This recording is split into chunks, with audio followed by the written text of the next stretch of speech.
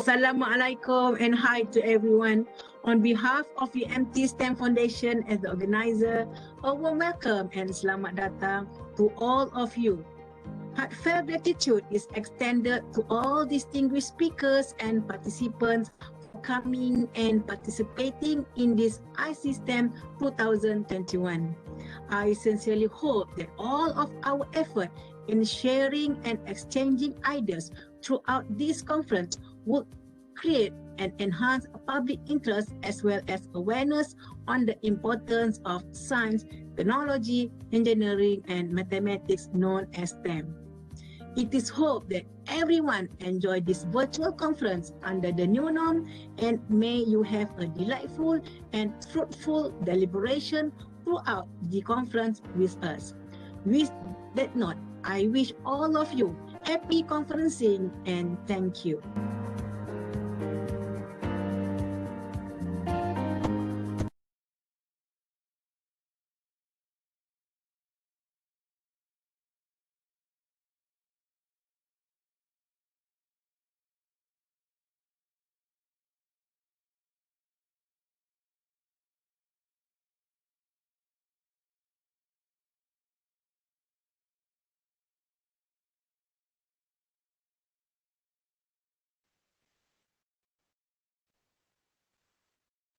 Okay, so now 10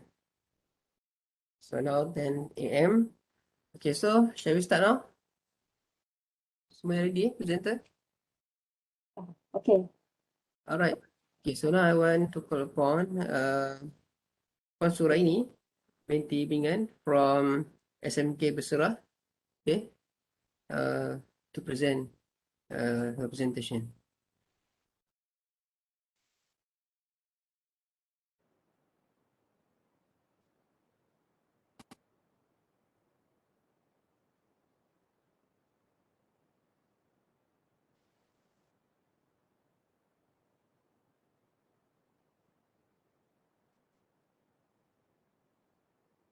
Okay, well, you can start now. Sebab saya ada nak tekan counter untuk timer ni. Okay, start now. Ready ke? Assalamualaikum and hi, thank you for being here. I'm Cikgu Suraini binti Bingan from SMK Bersera Kuantan. I want to talk about think, pair and share technique in cultivate student problem solving skills in mathematics. What is PAK21? PAK21 is a learning process that focuses on student-centered approach based on element of communication, collaboration, critical thinking, creativity and values, and ethical application. Okay, the 21st century education suggests a learning that use a fun and effective method to ensure that students are not passive in the classroom. They must not only be silent in the classroom, but student 21st century must be more active, involved throughout the teaching and learning process. One of the activities contained in PAK21 is think, pair, share. It is important that PAK21 is implemented because it can change teaching technique in order to prepare students to be more intelligent and efficient. Okay, what is think, pair, share? It's instructional strategies where the teacher stop lecturing and ask students to consider question, turn to a partner and discuss their response with the partner. What is 6Cs? 6Cs are a set of core competencies that students need to survive and thrive in an ever-changing global world. Okay, here we have a 6Cs. Okay, one is critical thinking. Students are able to evaluate and identify the information present in the assignment. Okay, number two is creative. Students can generate a variety of new ideas in the process of producing assignment. Okay, number 3, collaboration. Student can exchange and share ideas or opinions during discussion. Okay, then we have communication. Student can increase their understanding of something new. Okay, character. We can improve discipline in time management. Last one is citizenship. We can strengthen interracial unity through group discussion. How to implement think, pair, share in a class? Okay, first teacher asks an open-ended questions and students think quietly for 2 or 5 minutes. Okay, next, every student pair up with a partner and discuss the questions for 2 or 5 minutes. Okay, then the whole class engage in a discussion where students raise their hand and share all the thought and idea. Last one, teacher expand the share into a whole class discussion. Okay, this is an example of an activity that my students carry out in class. Okay, first, teacher explain the questions and activities that will be carried out. Okay, student think a question in person for 2 or 5 minutes. Then student discuss in pair. And last, a student present the answer in class. After doing this activity in class, I found my students brave and confident to present in the class, comfortable to share their thoughts, improve student speaking and listening skill, increase achievement in mathematical problem solving. These are some more examples of think, pair, share activities that I run at my class. Okay, here is a comparison of topical test results for delicacy students. Okay, this is the results before using TPS. Then we can see a number of weak students, more than moderate and excellent. Then after I using TPS, the number of weak students reduced. Then we can see student, the number of moderate and excellent student more than weak student. Well, here I can conclude that a learning process using think, pair, share can improve achievement in solving mathematics problem and attitude toward learning mathematics through social interaction in a group. Okay, that's it for today. Okay, thank you for listening and stay safe everyone. Thank you. Assalamualaikum and hi.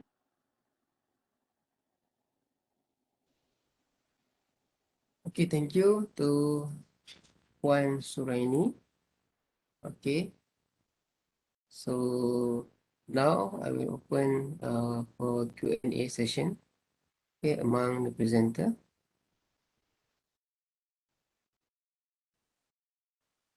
Any question?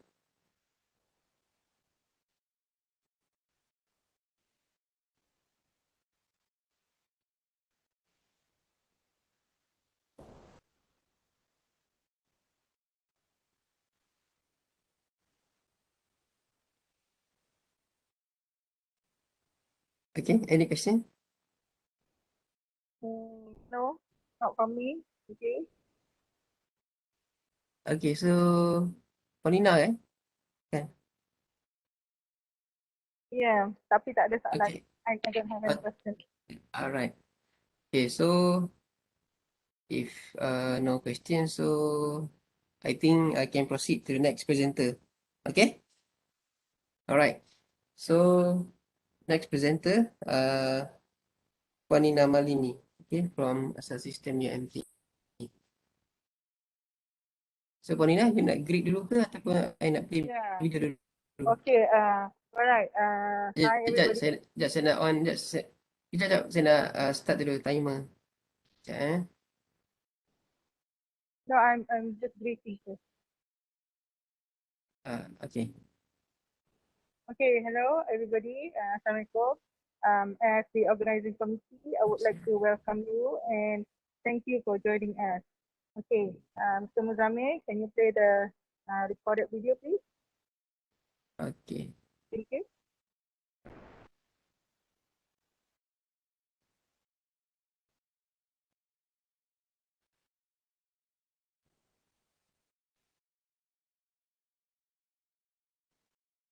Sekejap, eh.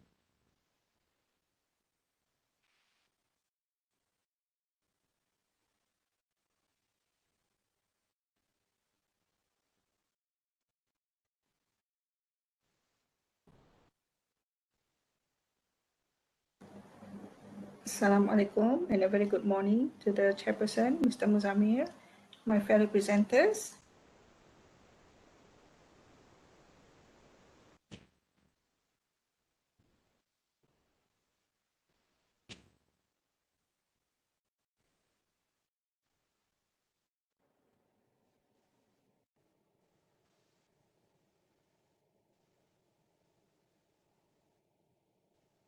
Sekejap, sekejap ya.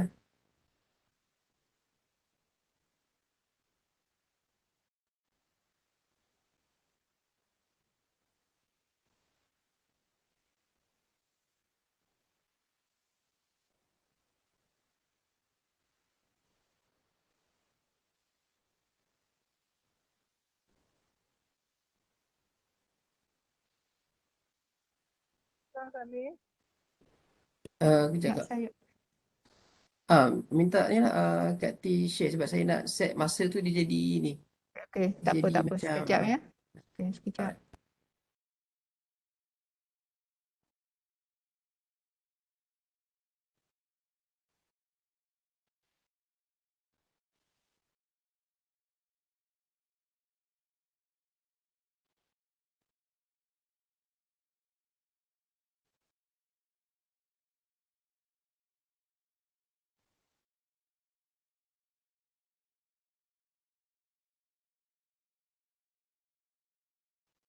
bila dah ready betul kan saya nak can start timer.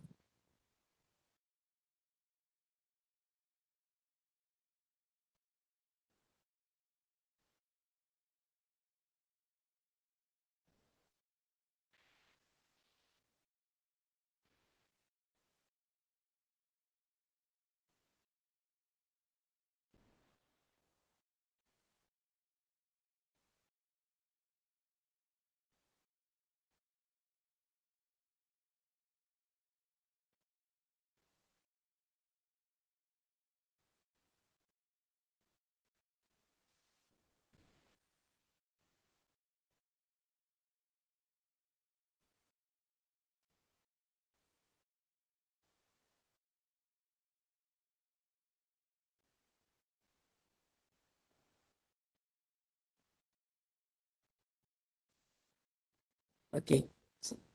Start now. Assalamualaikum and a very good morning to the chairperson, Mr. Muzamir, my fellow presenters, and also to my dear attendees.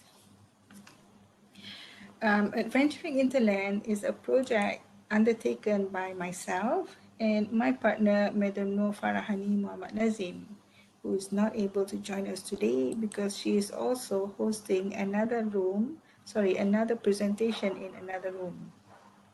Okay, now, many people perhaps wonder why we chose this online game from Google as our best practice project to engage students to learn English vocabulary. Now, I believe all of us, all of us are well aware that in this COVID-19 pandemic, that it has changed our education a lot. And it has also brought about the shutting and closing of schools all across the world. Now, in consequence, with this dramatic change in education, the distinct rise of e-learning has been apparent, whereby teacher is undertaken remotely, where teaching is undertaken remotely, and it is done on digital platforms. The idea of adventuring interland actually came from our observation of a problem students face when it comes to vocabulary learning. Furthermore, as educators ourselves, I believe that we all know that vocabulary is the backbone of any language, and that lack of or limited vocabulary can hinder the process of learning a language, English in particular. Now, I'd like us to look at what was written by Wilkins.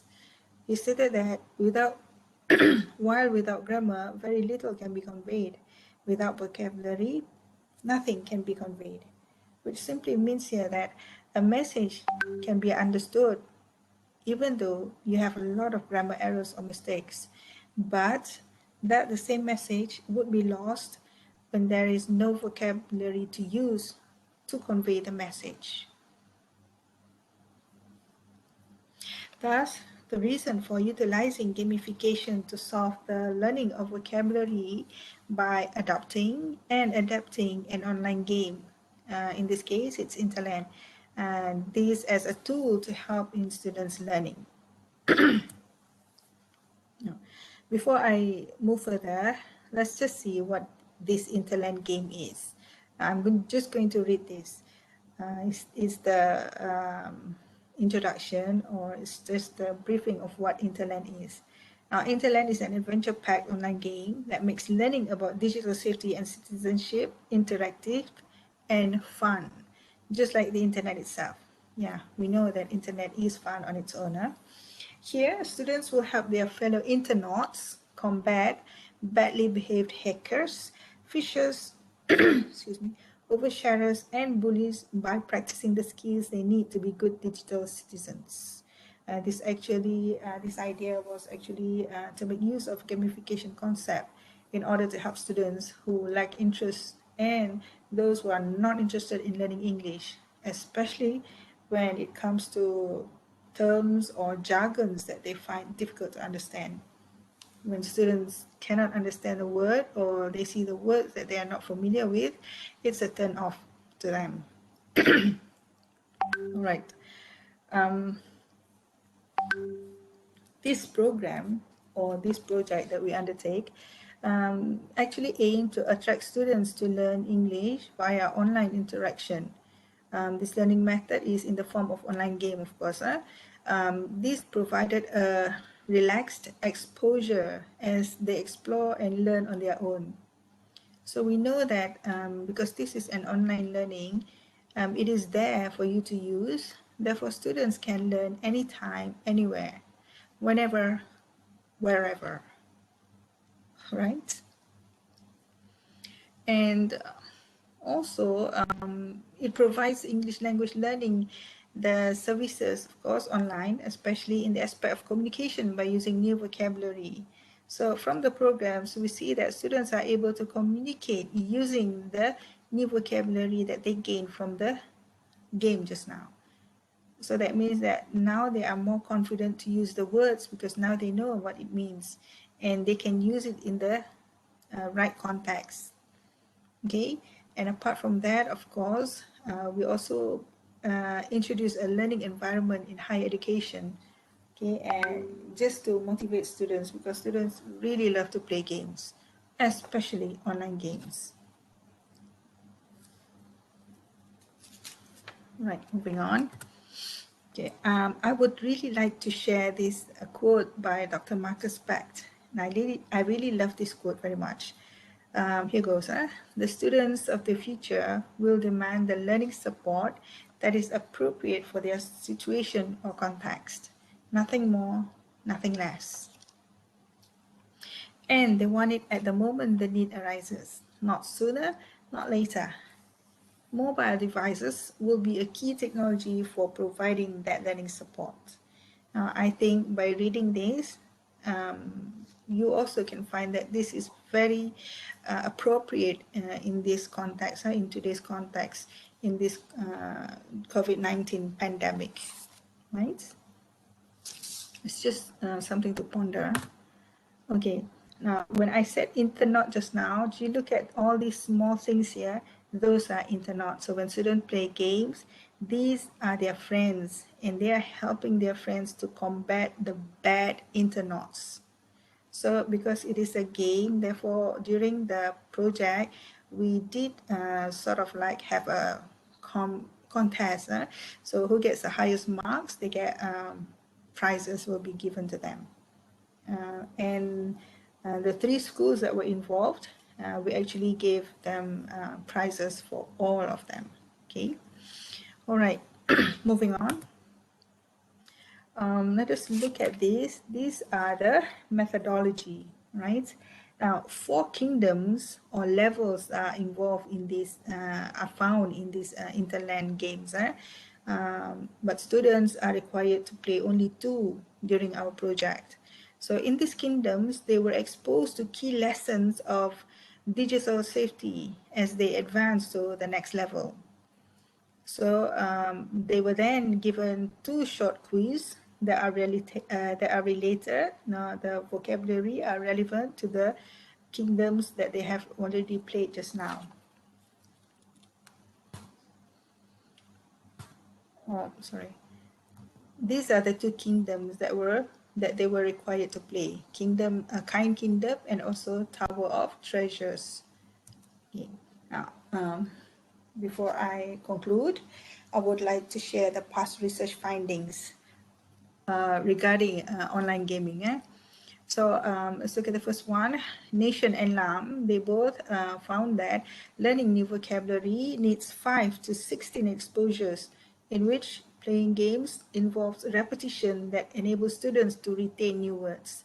Remember just now it says that if you learn by just telling them, talking, and they are not given any tools or there's no hands-on, they can actually forget whatever they learn very quickly. Okay, and several other studies have found out that gamified English vocabulary learning does not only improve vocabulary retention, but also allow for increased student motivation and engagement. So that means that if they learn by playing games, their motivation and their engagement in learning is also quite good, okay, apart from improving their vocabulary learning. All right, next, studies reported that educational games are able to tap into all learning domains, namely cognitive, affective, and psychomotor.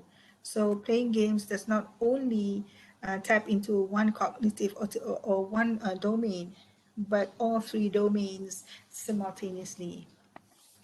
And last but not least, Dinda et al.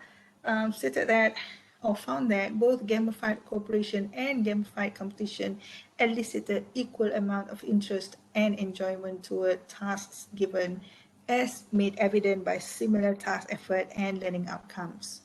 So I hope that these past research findings have somehow shows that the importance of, or the use or the utilizing gaming online is actually good for the students learning in 10 minutes. students learning vocabulary in English. Right. Looking at the impacts, students have the opportunity to learn English with a more simple and interactive method in the form of online games, where they can attract their interest to learn on their own at any time, whenever, wherever, just now. Okay, because it is a web-based game, so they can actually use it anytime. They can play anywhere, anytime, as long as they have the tools, the device to use it. It has also the potential to provide a relaxed exposure to the importance of communicating with confidence in English. So when they are playing with their games, of course, they can use the relevant words to communicate. And also when they are playing games, the words, they do not just memorize the words, but they learn meaningfully because they know what it means now. They know when to use it in context. At the end of this, the students will be able to recognize and understand the learning environment using the online platform. And last but not least, to be able to cultivate their interest and enthusiasm to learn English. Okay, so those are the impacts. Right now, before I sprint out, I would like to share a few quotes. Only 2 quotes here. If you want to teach people, if you want to teach people a new way of thinking, don't bother trying to teach them. Instead, give them a tool, the use of which will lead to new ways of thinking. So it means here, with a tool, you learn faster. And last but not least, before I end, study without desire spoils the memory and it retains nothing that it takes in. Do ponder on that. Okay, with that, I thank you.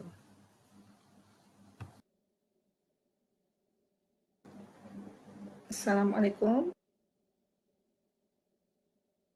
Okay. Thank you to Puan Nina from ICSTEM2021. Okay, so now I open Q&A session. Any question to Puan Nina?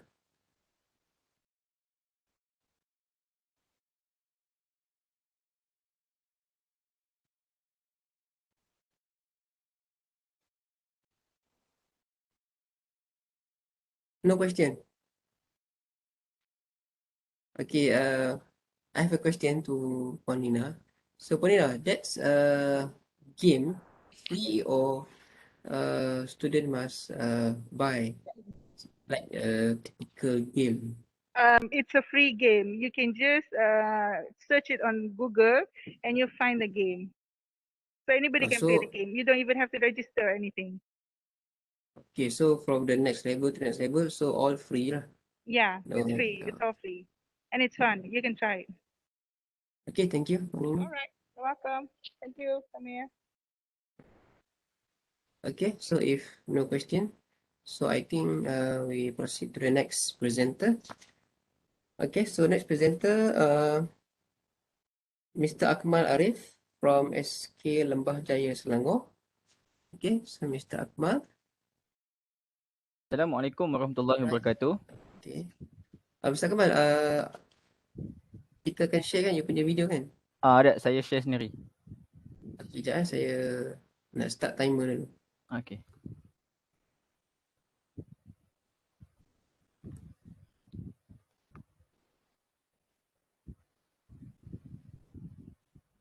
Okay, Mr. Akmal. You can start now. Okey, boleh nampak tak? Yes. Okey, boleh nampak Ya, nampak. Okey, bismillahirrahmanirrahim. Assalamualaikum warahmatullahi wabarakatuh. Terlebih dahulu saya ucapkan terima kasih kepada chairperson dan juga host pada pagi ini, dan juga tidak terkecuali saya ucapkan juga kepada sahabat-sahabat pada pagi ini juga. Jadi insya-Allah, saya akan membentangkan satu kajian yang telah saya jalankan, iaitu cabaran penerimaan murid kumpulan murid B40 di bandar terhadap elemen STEM sewaktu PDPR. Jadi isu dan penyataan masalah murid dari kumpulan keluarga bottom B40 di bandar berhadapan dengan krisis kemiskinan yang serius sehingga menyebabkan mereka terabai dari aspek pendidikan, terutamanya sewaktu PDPR. Sewaktu PDPR berlangsung, murid dari kumpulan B40 tidak dapat mengakses pengajaran secara holistik. Ini kerana murid dari kumpulan keluarga B40 bukan berhadapan dengan kemiskinan harta dan wang ringgit, akan tetapi ianya adalah satu keadaan yang dikenali sebagai kemiskinan multidimensional. Keluarga B40 lebih memfokuskan wang ringgit yang ada untuk keberlangsungan hidup seperti membayar sewa rumah, makan, minum berbanding pembelanjaan pendidikan anak-anak. Jadi apa yang dapat saya simpulkan untuk gambaran awal tentang kajian yang saya jalankan ini adalah satu proses, saya came out kan satu dapatan berteraskan elemen STEM yang melibatkan pendidikan secara online sebab melibatkan PDPR, dan juga satu kitaran ekonomi yang berkaitan dengan sampel murid-murid saya. Jadi kita tengok kepada soalan kajian, apakah cabaran utama penerimaan murid B40 di bandar terhadap elemen STEM sewaktu PDPR. Definisi operasional, STEM merupakan satu pendidikan yang berintegrasikan elemen sains, teknologi, kejuruteraan dan matematik. Bottom 40, B40 bermaksud isi rumah yang memperoleh pendapatan 40% terendah daripada keseluruhan pendapatan rakyat Malaysia. PDPR ialah manual pengajaran pembelajaran di rumah dibangunkan bertujuan untuk membantu murid melaksanakan pengajaran dan pembelajaran di rumah sebagai alternatif pembelajaran norma baharu. Jadi skop kajian ini menggambarkan tahap cabaran penerimaan murid terhadap kumpulan murid B40 terhadap STEM, dan batasan kajian ini dijalankan terhadap 21 orang responden yang merupakan keluarga dari kumpulan B40. sampel kajian, penggunaan persampalan bukan rawak dan persampalan bertujuan. Bermaksud saya memfokuskan terus kepada kepada student itu. Jadi 21 orang responden dipilih untuk mengenal pasti tahap cabaran penerimaan elemen STEM yang dihadapi mereka sewaktu PDPR. Jadi ini adalah sedikit sebanyak tentang bagaimana saya nak mengumpulkan data. Saya telah menganalisis dokumen rasmi sekolah. Seperti yang kita tahu, di sekolah di bawah hal ehwal murid adanya satu sistem yang dikenali sebagai APDM, iaitu analisis dokumen rasmi sekolah. Jadi saya telah mendapatkan keizinan daripada HEM untuk menggunakan data murid ini untuk saya bawa ke dalam kajian saya. Jadi selain daripada itu, saya juga telah menjalankan temu bual berstruktur yang telah dilaksanakan bagi mendapatkan maklum balas responden. Ini sedikit sebanyak dapatan kajian yang telah saya jalankan, iaitu analisis dokumen rasmi APDM, pangkalan data murid di bawah kelolaan UNIHEM. Pengkaji telah mendapatkan kesemua data responden melalui APDM. Sistem pangkalan data ini sentiasa dikemaskini dari semasa ke semasa. Pengkaji telah menemu bual responden melalui temu telefon bimbit bagi mendapatkan data yang kekal dari responden. Jadi ini tentang jumlah pendapatan yang dapat kita lihat. Saya telah bahagikan terhadap beberapa kategori.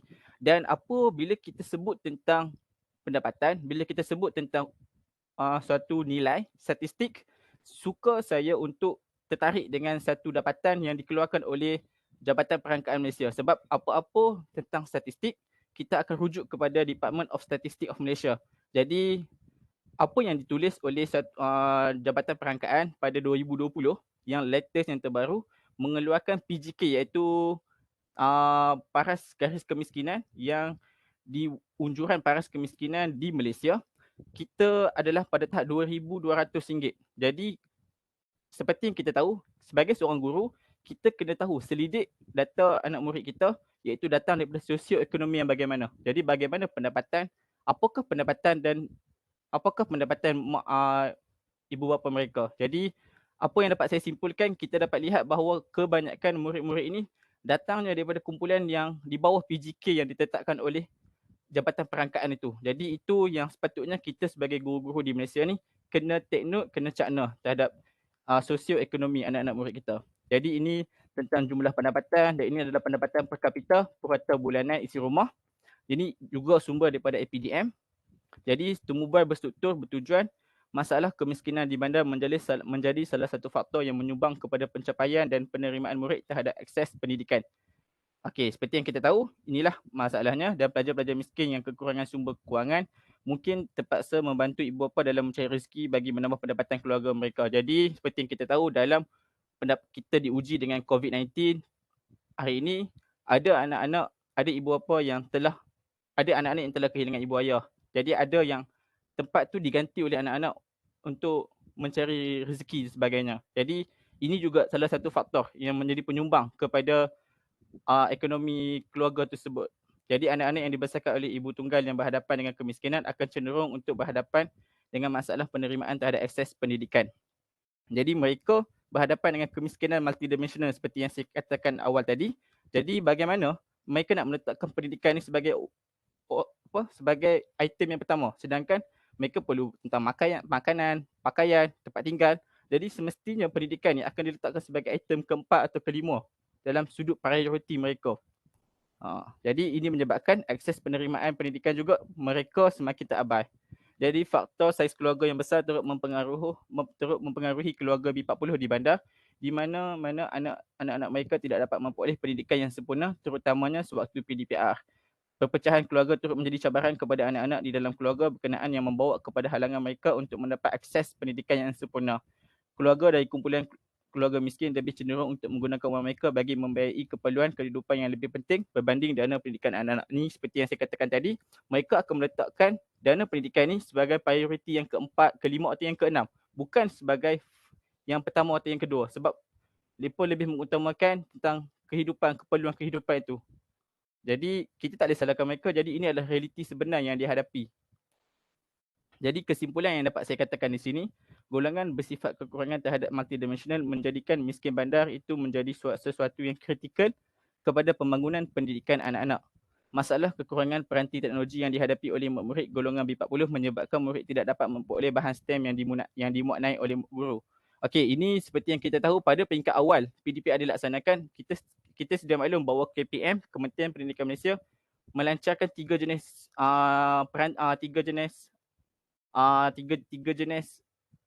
cara, iaitu online, offline dan juga offsite. Tapi bila kita sebut tentang PDPR, semestinya pada peringkat awal kebanyakan guru-guru ni akan merujuk kepada kaedah online ataupun kaedah offline. Offline ni seperti membuat video dan menyebarkan video, dan juga itu menyebabkan peranti-peranti teknologi mereka berhadapan dengan masalah peranti teknologi. Jadi benda-benda ni menyebabkan mereka tidak dapat mengakses pendidikan secara yang lebih holistik lah. Dan golongan B40 berhadapan dengan kekurangan yang pelbagai, dan ini menyebabkan elemen STEM yang dipraktikkan sewaktu PDPR tidak dapat diakses dengan sempurna. Jadi itu saja saya punya pembentangan pada pagi ini. Itu saja. Wallahualam. Assalamualaikum warahmatullahi.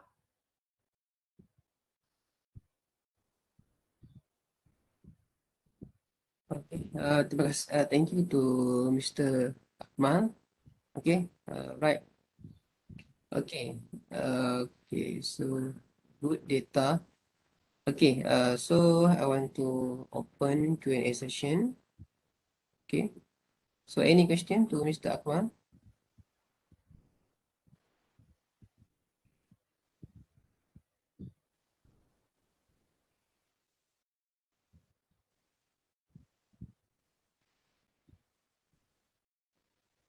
No question? If no question, maybe I have one question to Mr. Akmal.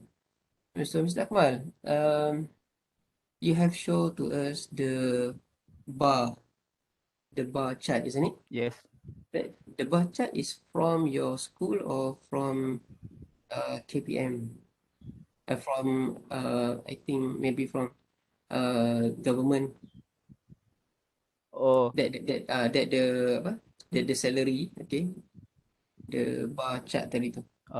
okey. Pertama sekali bila kita sebut tentang bacat tu adalah dapatan yang saya gunakan sampling daripada murid saya. Jadi sampling tu adalah berdasarkan daripada 21 orang murid saya yang saya ambil daripada my class, daripada kelas saya sendiri. Daripada kelas itu saya keluarkan, saya jalankan temu bual berstruktur dan saya analisis menggunakan APDM. Kita keluarkan tentang dia punya struktur gaji per kapita, yang kita dapat lihat di situ bahawa mereka ni di bawah PGK, iaitu yang dikeluarkan oleh Jabatan Perangkaan tu. Jadi dapatan tu semua datang daripada my class lah, my student. So at your area, SK Lembah Jaya Selangor ni area mana? Lembah Jaya Selangor ni dia dalam 10 minit ke 15 minit nak ke KLCC. Maksudnya ini betul-betul di bandar. Ini isu ni isu sangat besar sebenarnya. Jadi sebab itu berlakunya kepesatan penduduk di situ. Jadi kadang-kadang kita terlepas pandang. Bukan saya seorang saja, tapi bahkan kalau kita sembang daripada rakan-rakan guru daripada sekolah saya dan juga dalam radius 10 ke 15 km sekolah saya pun, even dalam 20 ke 30 km di pusat bandar pun berhadapan dengan masalah ni sebenarnya. Krisis kemiskinan multidimensional ni sangat besar. Jadi saya harap benda ni dapat dibawa lah. Kita dapat satu dapatan, sebab tu saya bawakan isu STEM ni dalam isu ekonomi, supaya kita dapat resolusi ni sedikit sebanyak mungkin dapat digunakan oleh pusat STEM ke siapa yang terlibat untuk kita cakna lah tentang isu ekonomi murid-murid ni, terutamanya di bandar. Okay. Alright, thank you, Mr. Akmal. Okay, so any question from others? Question, Okay, so I think Terima kasih. okay, sama. So we'll continue to Puan Syazwani binti Muhammadah from SM Agama Repah, Negeri Sembilan. Okay, wait, I want to set the timer first.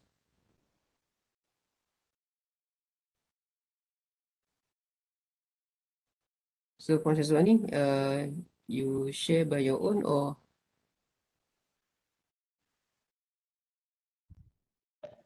Minta penganjur share boleh? Boleh. Kak T, minta share kat tu. Alright. Okay, sekejap saya nak start dulu. Stop dulu dia video. Okay. Alright. Okay, start. Hi and Assalamualaikum. My name is Nur Syazwani Muhammadah. I am from Sekolah Menengah Agama Repah Tampin, Negeri Sembilan, Malaysia. In this presentation, I am going to present a study entitled The Development of an Investigable Question Formulation Technique IQFT in Inquiry-Based Science Education IBSE. This is the abstract for the study. In inquiry-based science education IBSE, an investigation should begin with a question. Ideally, this question should be created by the pupils since this directly engage them in the inquiry. Despite researchers emphasizing the value of pupils' questions, more than half of the questions that pupils ask are not investigable questions and do not lend themselves towards practical investigation. Although pupils' questions are not always investigable, with the teacher's help, pupils are able to translate such questions into an investigable form over time. To guide pupils to formulate questions that are amenable to practical investigations, a systematic questioning formulation technique is needed. Chin and Kayal-Vizi, 2002, suggest ways to help pupils to pose investigable questions. This includes teaching pupils explicitly about the nature of investigations, the concept and language associated with investigations, the different types of investigations that can be carried out, and in particular, the criteria to be followed for developing good investigable questions. People should also be taught to distinguish between investigable and non-investigable questions. Therefore, the study aims to develop an investigable question formulation technique IQFT based on previous research on the application of question formulation technique, Ruston and Santana, 2017, Smart Goes, Brown et al., 2016, and the typology of investigable and non-investigable questions, Chin, 2002. The study aims to address the following research question. In what ways can an investigable question formulation technique IQFT facilitate pupils to formulate investigable questions? The study was conducted in the form of design-based research with a focus on creating knowledge that will be useful for teachers in providing guidance on how to facilitate pupils to formulate investigable questions in inquiry-based science education IBSE. Design-based research builds on intervention through a cyclic process of redesign and analysis where the design of a teaching activity is test, evaluate and test again. In this study, the teacher and researcher work together and try to create meaningful changes to classroom learning processes. In cycle 1 of the study, the technique was implemented with 2 groups of pupils, 25 pupils in group A and 23 pupils in group B from Sekolah Menengah Agama Repah Tampin, Negeri Sembilan. The technique was repeated for 6 cycles using different question focus, which were the menstrual cycle, the state of matter, human digestive system, acid and base, water quality, and heat. There are 8 main steps in conducting the investigable question formulation technique IQFT. The first step, identifying the focus of the questions. The teacher will identify the question focus as a stimulus for jumpstarting people's questions.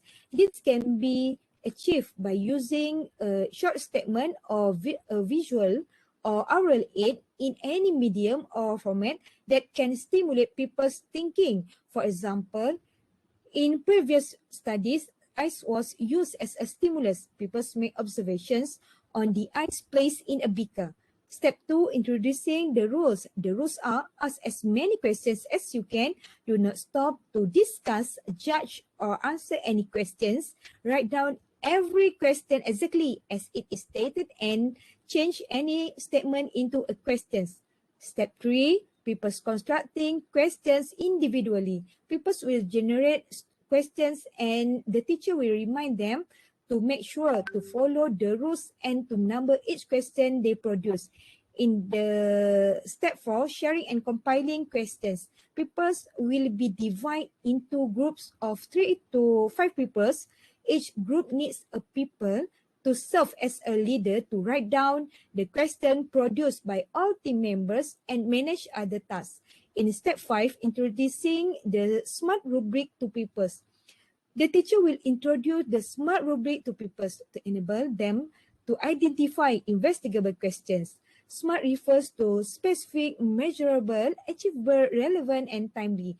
In step 6, scoring investigable question, the teacher will instruct pupils to review the list of formulated questions and to analyze this using the rubric to query whether or not the questions they produce fulfill any the SMART characteristics. In step 7, prioritizing investigable questions. People will prioritize their investigable questions to be shared with other groups based on the SMART characteristic. In the step 8, reflecting and planning next action, the teacher will discuss the most prioritized investigable questions with pupils to put forward a plan and to begin a scientific investigation in an inquiry-based science education. As a result, a total of 22 investigable questions were formulated by both groups of pupils as shown in Table 2. 5 of the investigable questions were in an exploratory form, while 6 were in a validation of mental model, 6 in a comparison, 2 in a prediction and problem solving, and 1 in a descriptive form.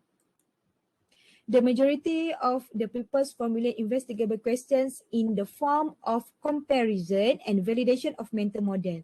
Comparison questions comprise the make a choice type or the classification type. In the make a choice type of questions, pupils compare a given characteristic from among a number of items and make a selection. For example, which condition will make ice melt quickly? What types of pH soil is the most suitable for plant growth? Classification questions require pupils to compare the properties of several substances and group them into categories based on some observable or testable characteristic. An example is which of these solutions will make ice float in it, which of the substances will change the color of blue litmus papers. Prediction questions include those that ask what would happen if, how does, affect the, and what would be the effect of. Such questions encourage thinking about the interplay of variables, simple hands-on experimentation of relationship between variables and the prediction of outcomes as a result of manipulations or changes in variables. An example would be what is the estimate mass of ice required if it melts into 25 ml. Prediction requires of the type that asks what would be the effect of, also pertain to cause-effect relationships and lend themselves to investigations that involve fair testing. The focus of prediction questions is on the observational outcome of an event, what is seen, rather than the relationship between the variables, how they are related in terms of pattern and strengths. Exploratory questions involve preliminary exploration about cause-effect relationship. However, unlike cause and effect questions, which specify which particular variables are of interest, exploratory questions are not quite focused yet. There is some grouping around on the part of questioner as he or she attempts to delimit the problem space. The example would be, what are some factors that affect the menstrual cycle? What are some factors that affect the ice melt quickly? Descriptive questions require pupils to observe some object or event closely and describe it in depth. There are appropriate for investigations that require pupils to make a series of detailed observations and rich description of object and phenomena or changes that occur over sometimes either in natural setting or in controlled situations. Examples include the study of the variety of insects inhabiting the school garden, the germination of a seed and its subsequent growth, the life cycle of an insect or frog, and the study of 10 minutes. temperature and other physical changes when heating ice drove water to steam. An example would be what changes occur during water cycle.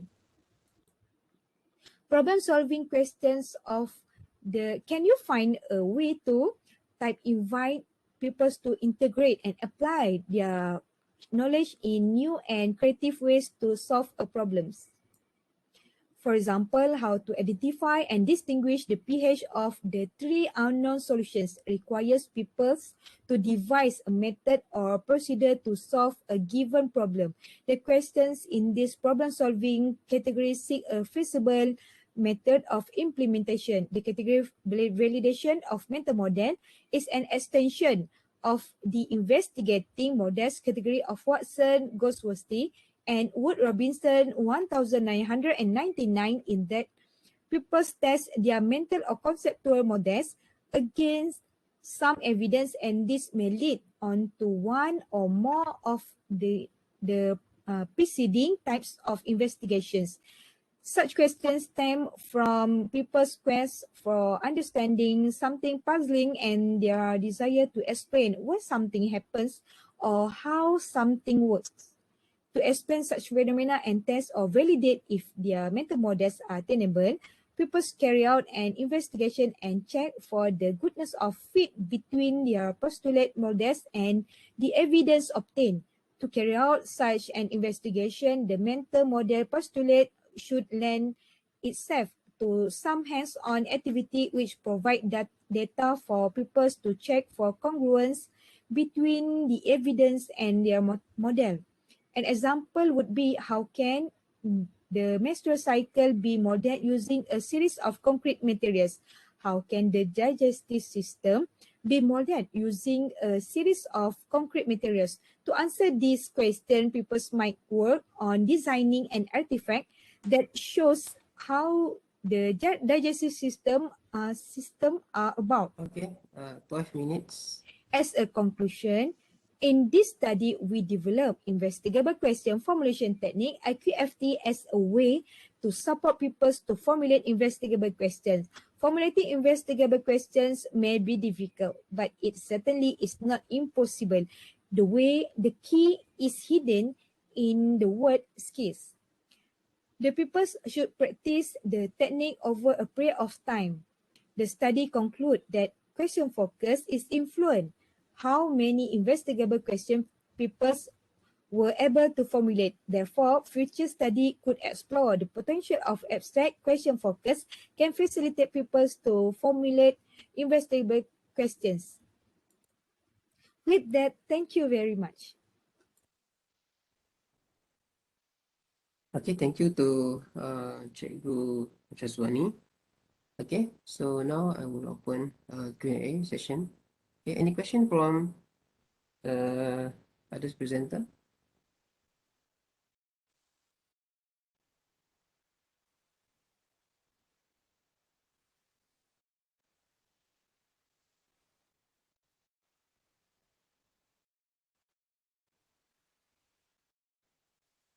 Any question? Ada yang tanya kat chatbot kan?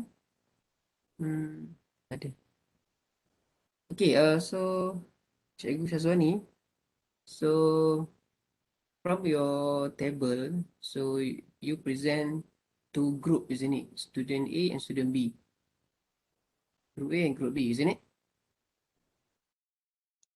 Yeah, yes. So Two groups. okay, according to that table, the group A can give more or can generate more question compared to the group B. So is that represent the group A is maybe from apa macam kelas yang ke depan ke, ataupun the group B tu from kelas macam mana ke, ataupun you just take the apa you take randomly? Oh, okay. There are two groups, groups A and groups B. So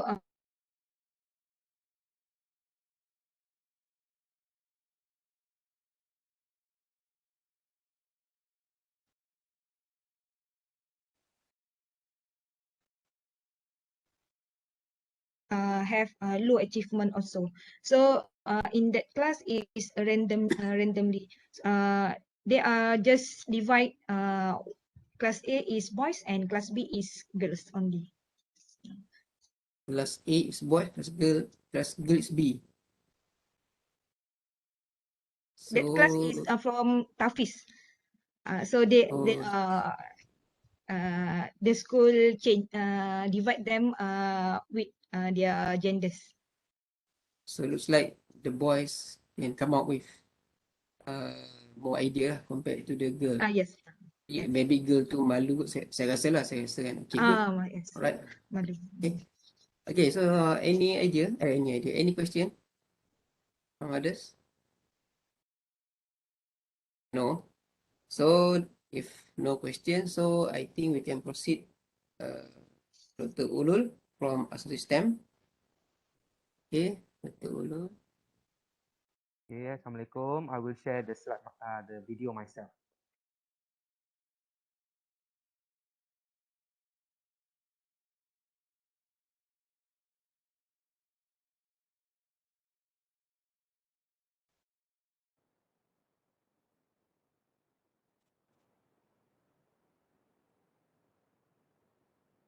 Okay, Assalamualaikum warahmatullahi wabarakatuh and very good. Boleh nampak ke? Tak keluar lah mana. Sekejap. Bagi saya reset dulu time tadi sebab dah on. Okay, so you can start now. Keluar dah Dah. Okay, saya start sekarang. Okay, Assalamualaikum warahmatullahi wabarakatuh and very good morning to all the listeners. My name is Dr. Muhammad Ulul Ilmi bin Ahmad Nazri from STEM Foundation Center, University Malaysia, Terengganu. Today I will be presenting my project entitled The Effects on Academic, Financial and Social Status of Sarawakian and Sabahan Students in University Malaysia, Terengganu amidst COVID-19. So as for the introduction, the outbreak of COVID-19 has revamped education system in the whole world. Okay, so majority could not adapt to the changes yet, affecting economy, social and also academic status as reported by Khan et al. In 2020. So this is true especially in the first year of the pandemic. All aware that education should not just involve screen time, more physical activities should be done instead. So these are the two scenarios that we can see what is happening right now and what is supposed to be last time and supposed to be now. But these are two different scenarios that is caused by the pandemic COVID-19. So university students are also facing the same things. Okay, numbers of university being closed in the year 2020 and increase involving 129 countries. Many teachings and learning also have been moved to online platform that caused some troubles to the psychology of the students. In the year 2020, COVID-19 cases in Malaysia was not that worrying, which is among the best country to contain the virus. But this is so different with the condition right now. However, the virus hit Malaysia in 3 waves occurred in the year 2020. The orders of lockdown have been implemented and later lifted up due to the fluctuation in cases. UMT students in the year 2020 were able to enter the campus. Then cases increased. Some of them decided to return to their hometown. So this movement might affect their psychological state. Generally, COVID-19 pandemic might affect the financial, academic and also social status of UMT students, especially from Sarawak and also Sabah. So they can be the most affected group of students due to the distance. So in this study, we investigated the effect of COVID-19 pandemic on financial, academic and social status of Sarawakian and also Sabahan UMT students, and later I will denote them as SNS. So the objectives of this study were to investigate the effects of COVID-19 on financial, academic and social status of SNS, and then to evaluate the association between financial, academic and social status among SNS during COVID-19 pandemic. So there were 3 parts involved in the methodology. The first one was population study. Respondents among foundation, diploma student and also undergraduate students of UMT. Altogether was 87, where 33 of them from Sarawak and 54 54 from Sabah. And the social demographic that we used was age, gender, religion, income, source of income, so on and so forth. Okay, so for the data collection, questionnaire were distributed through Google Form by students' email. Assessment were made based on academic, financial, and also social status.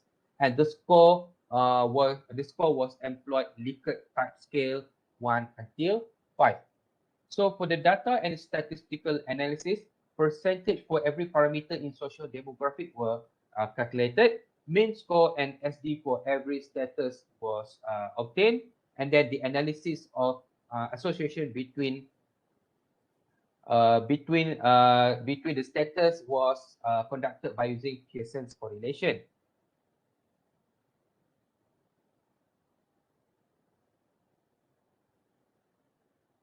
Okay, as for the results, most of them aged 22 to 24. They were they were mostly female, Muslim, and also the income was from 0 to 100,000 ringgit, 1,000 ringgit. So source of the income, most of them came from the loan of education and also parent or spouse. And then the education level was first degree. Then majority of them studying in Bachelor Applied Science, and they were first year student as well as the third year student, majority of them.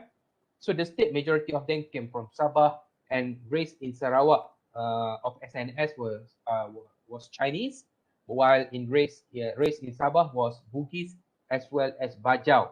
Okay, the majority races. And then type of settlement, 50% of them stayed in rural and 50% of them staying in urban. And then their current stay, majority of them staying in the hometown, and followed by the campus hostel. Okay, as for the level of academic status during pandemic COVID-19, from the question that were asked, most of them scored moderately, but one scored high, which was, I am committed, I will finish my study. As for the gadget that they are using for online learning, was desktop and also laptop. Most of them are having that, and also the smartphone. Okay, for the how the method they use to share learning materials among lecturer and student, most of them responded e-learning, followed by WhatsApp. So majority of SNS scored moderately on the item concerning the academic status. This is in accordance with NASE and all in 2021. So items such as I have problem focusing on my study during hybrid or online session was responded moderately by both foundation and also undergraduate students. Okay, most SNS confident and convinced that they are going to finish their studies despite constraints by the pandemic. Most SNS own personal device to facilitate online learning. As in 2019, Wahab et al. Has reported that among 89.4% of the Malaysian population have the access to the internet. So UMT implemented e-learning such as Wadi for foundation and diploma levels, and also Oceana for undergraduate level. So the preference of lecturers to share their materials, most of them are using WhatsApp. So as for the level of financial status during pandemic COVID-19, among the answers, among the question that they responded, there are high and also low. So for the high score, I take extra precaution when I spend my money. Okay, and for the low scores, I always borrow the other people's money to avoid money crisis, and I have financial problem, but I am fine. So when they were asked about where they spend their money. So most of them spend their money for foods, followed by others, and also reload the phone credit. SNS responded parallel to the question asked. They will take extra careful in spending their money during the pandemic, as most of them get money from the education loan, okay, as well as from their parents. They are less likely to borrow money from others despite the financial constraint, and most of them will not be fined if they are facing financial problems. So their actions might be due to the uncertain academic conditions during the pandemic, because their parents might lose jobs, even though majority staying in their hometowns, but they will spend money on their foods. Okay, but students in the hostel, they prefer to buy food because it is easier, faster, and also up to their taste. And then for the last status, which is the social status, from the question asked, two of the question was scored high and one scored low. So for the high scores, I always get support from family and friends even when I am far away. And then I still keep in touch with friends despite being away from them. And then for the low scores, due to being away for too long with my family, the relationship with my family became increasingly strained. And then SNS are positive toward positive questions, such as they will always get support from their family and friends, as well as keeping in touch. The effects of being away too long from the family as SNS studying in the Peninsula Malaysia do not cause the relationship disruptions. However, studies by Baloran and Roy et al. In 2020 showed differently. But study by Ali et al. In 2021 shows that Malaysian family are better in keeping the family bonding. So SNS still able to protect their relationship with others from 2020 until June 2021. So this is when the study was conducted.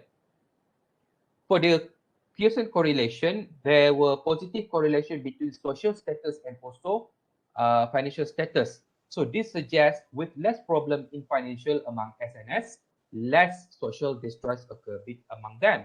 This would turn the other way around if the SNS have financial problem. So they will have social problem. Financial problem positively causes emotional and also social problems.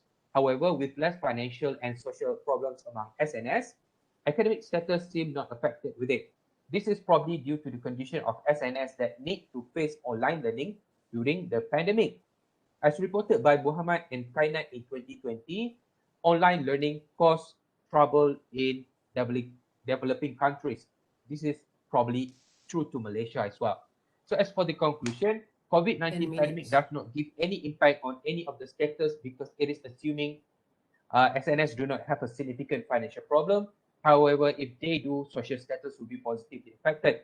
Online learning is not well adapted among SNS and probably among developing countries, and emotional state should be well taken care of as well as support by the government to improve the online learning experience. As for the acknowledgement, I would like to acknowledge Nolaini binti Hamid and Asma Aisyah Ismail from Pusat Pengurusan Akademik and Quality, University of Malaysia Terengganu for distributing the questionnaire, and to all the students who participated in this survey.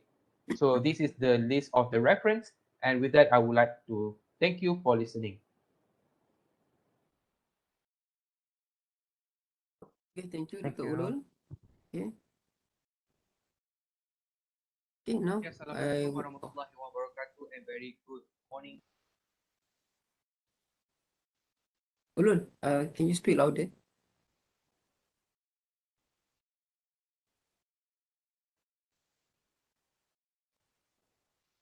Okay dah, saya dia terplay sekali lagi. Oh, okay. Okay, so any question to Dr. Ulul?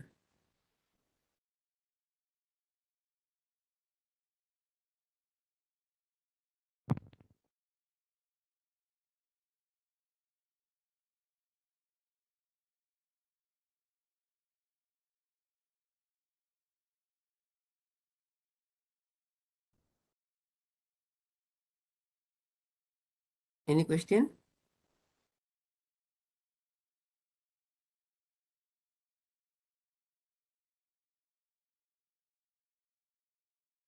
Okay, Dr. Ulul, I want to ask you, from the data you present, so what next action UMT must apa ni untuk make it that student tu dia tak ni lah dari segi psikologi dan juga financial punya problem tu. Okay, thank you for the question. I think not just UMT should look about it. All the institutions, all the academic institution, education institution, should aware that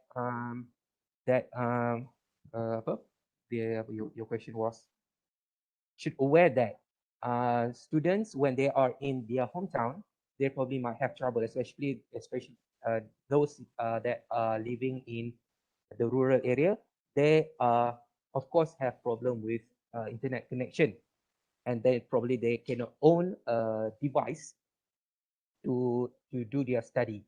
So this is very important for all the institution to look up on this and make the institution as a home as a safe place. For example, like UNT, they can bring the student into the campus, but at the same time try to make it secure that they won't distribute the, they have to take care of themselves, follow the SOP, but at the same time, they can be benefited from the accommodation that is provided by the institution. So the good internet, very comfortable place to study, and I believe this will somehow repair their psychological state. Thank you, Mr. Jefferson. Okay, thank you, Dr. Ulul. Welcome. So, any question from others? So, if no question, I think we can proceed to the next presenter. Okay, so next presenter is Dr. Zaid from SM Sekolah Menengah Sains Hulu Terengganu. Yes. Okay, alright, so Warahmatullahi wabarakatuh. So wait, Doctor, I want to start the timer. Let me start the timer first. Okay, dah ready kan? Belum ni?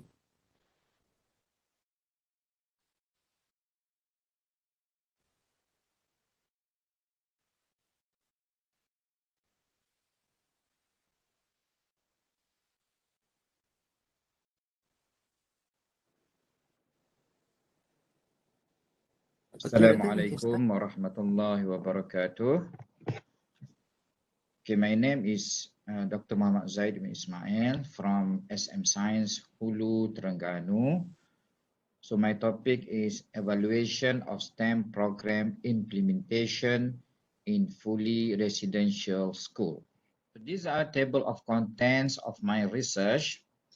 First, the background or introduction, and then objective, research questions, literature review, methodology, finding and discussion, and conclusion. Background or introduction. As stated in PPPM 2013 to 2025, STEM received special attention by the Malaysian government. PPPM 2013-2025 has outlined 5 aspirations of the Malaysian education system. They are access, quality, equity, unity, and efficiency. In fully residential schools or SBP, STEM is implemented directly and indirectly through curricular and co-curricular activities. We have participated in a lot of international competition, such as Mayo, WSC, VEX Robotic Competition, Math Project Campus Istanbul, and others. Okay. We also implemented STEM programs such as Common Result Up-C Kit or Chorus, Creative Animation, and Google Workshop. Problem statements. The patterns of education system in Malaysia today is still examination oriented. Students highly dependent on questions, prediction, and answering technique.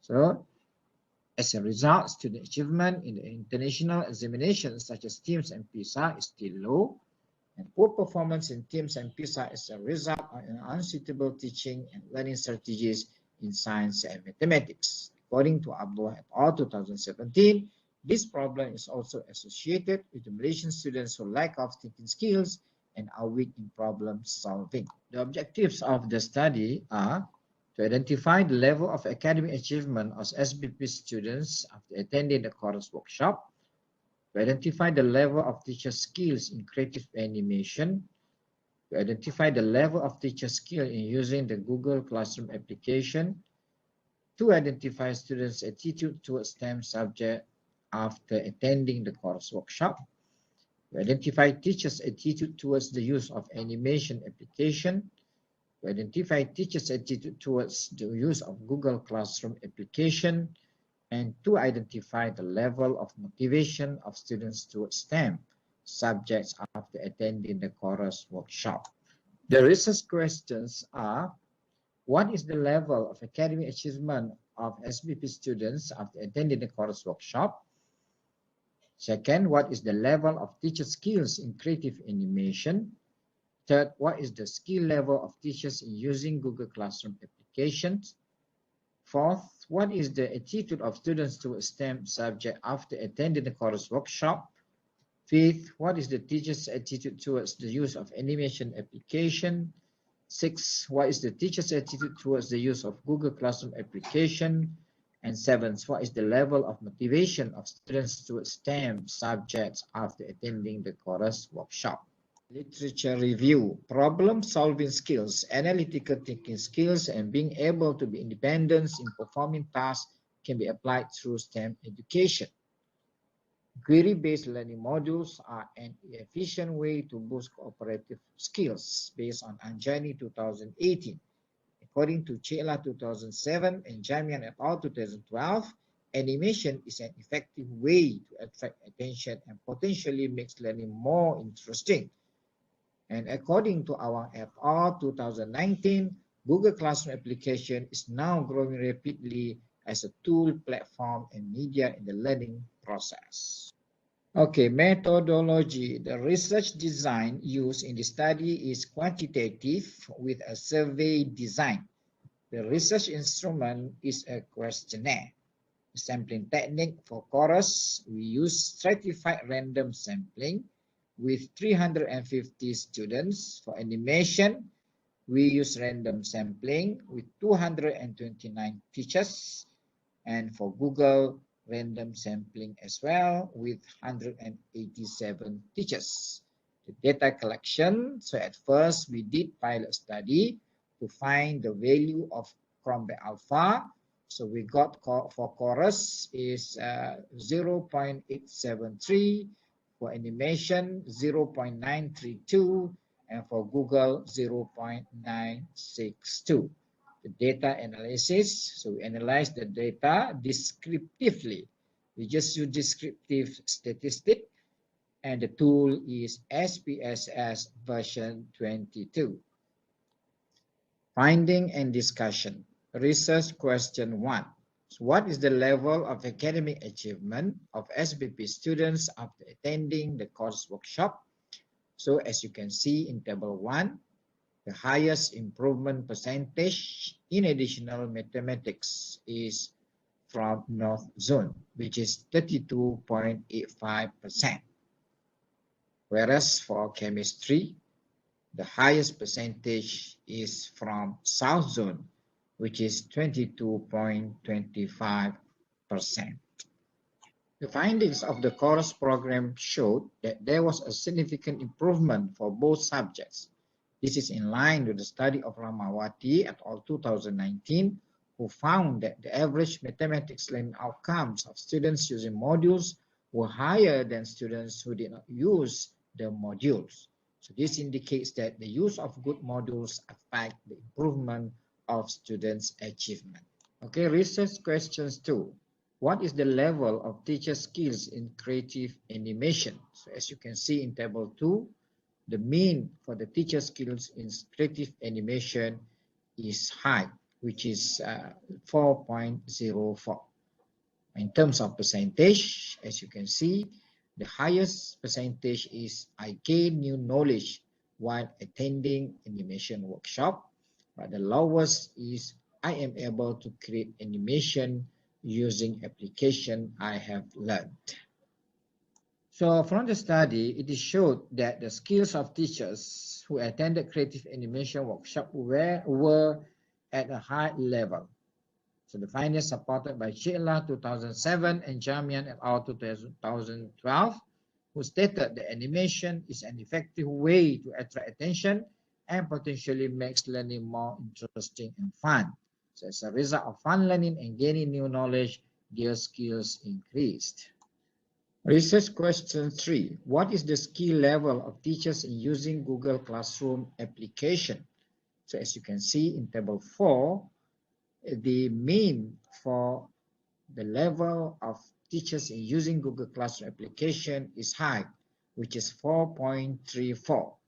In terms of percentage, I can create assignment in the Google Classroom application is the highest percentage, whereas the lowest is I am able to mark assignment that have been given to student. So the findings of the study showed that the skills of the teachers who attended the Google Classroom workshop were at a high level. This finding showed that the majority of teachers agreed that they were able to create a classroom using the Google Classroom application. So this finding is in line with the study of ICSTEM et al. 2021 that showed a positive response among teachers using Google Classroom as a media for sending and receiving assignment or test. Research questions 4. What is the attitude of students towards STEM subject after attending the course workshop? So as you can see on table 6, the mean for the attitude of students towards STEM subject is high. It is about 4.37.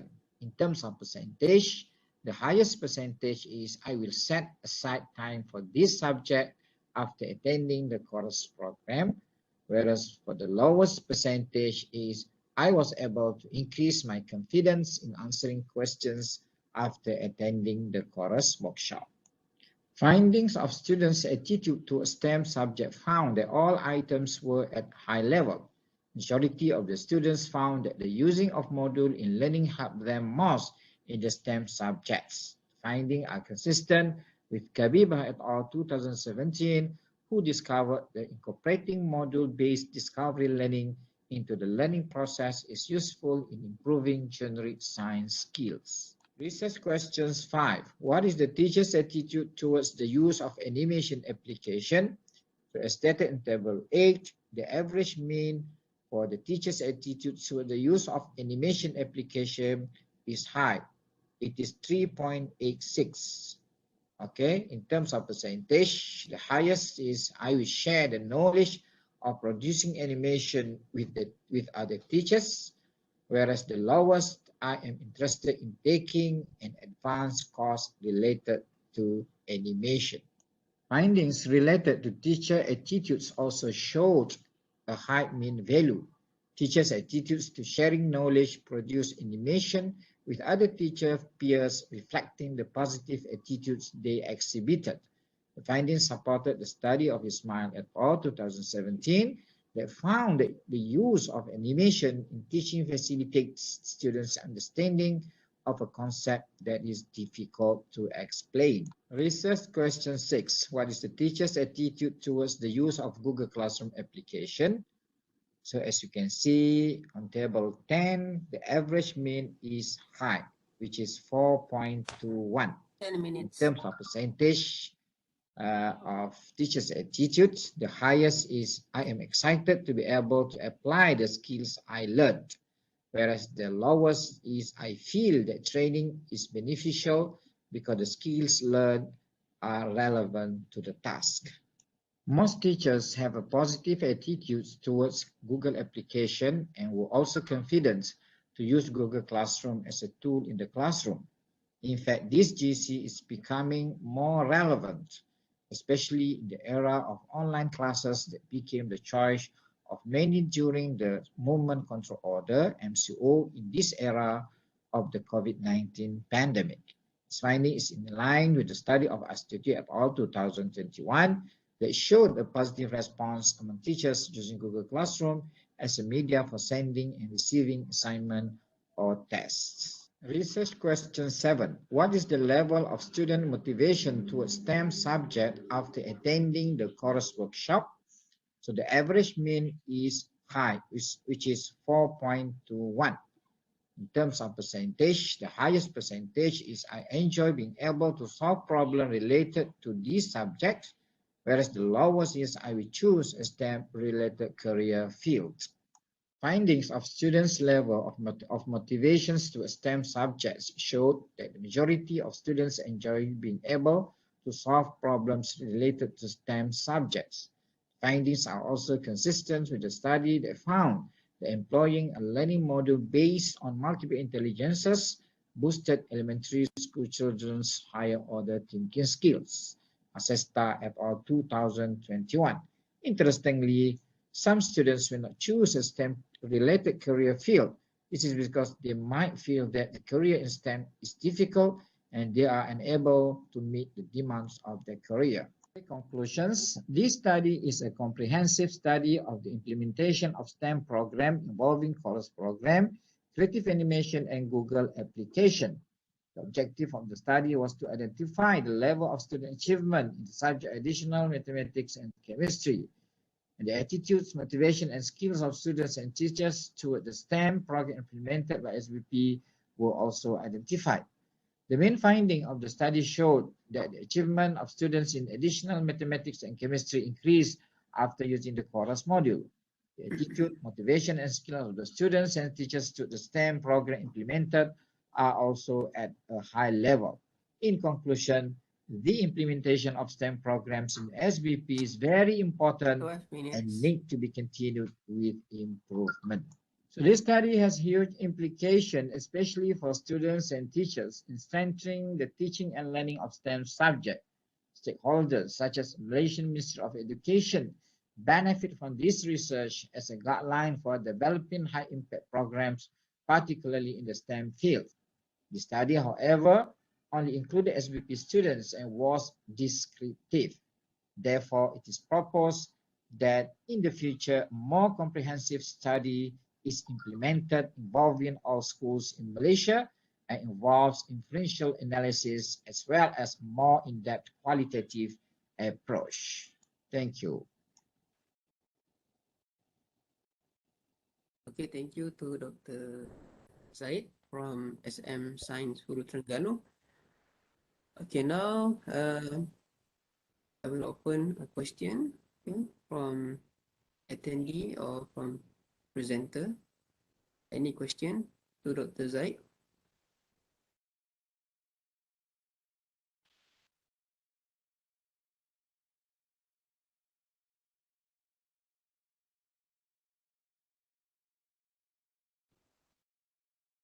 Any question?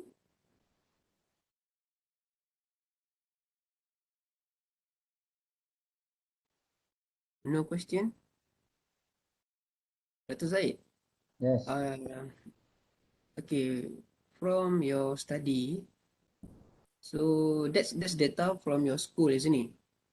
Now it is for all SBPs in Malaysia, not From only SBP, yeah. Okay. It's a big data, so we have.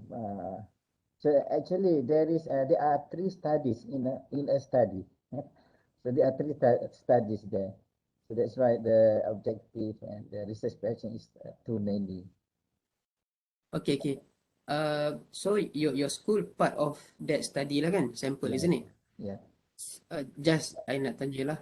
So have you shared that method or that technique to other school yang near dalam you punya sekolah lah? Contohnya macam just for SBP. So how about the normal school lah yang biasa tu? Ada tak you buat aktiviti macam tu? Okay. So far, we just do for SBP, and all the data is in SBP library. So we don't do it yet for other schools because we need to have permission for other school because SBP is separate or different from other bahagian. So our bahagian is separate bahagian. So that's why we can do only for our bahagian. For other then SBP, we have to seek permission from them. Inshallah, we will do it if we have time. Because I think that's a good method. So why not others? Yeah. But we have the report and we have shared the report to all schools in Malaysia. Okay, thank you, Dr. Zaid, for your answer. Okay, so next presenter, Dr. Syamilati, okay, from SK Menggabang Teleport, Terengganu. So Dr. Syah, kita share kan? Ke Dr. Syah yang share hari tu? Kita share sekejap. Kita share. Okay, Kak Tati. Bila Kak Tati ready, beritahu saya nak start timer.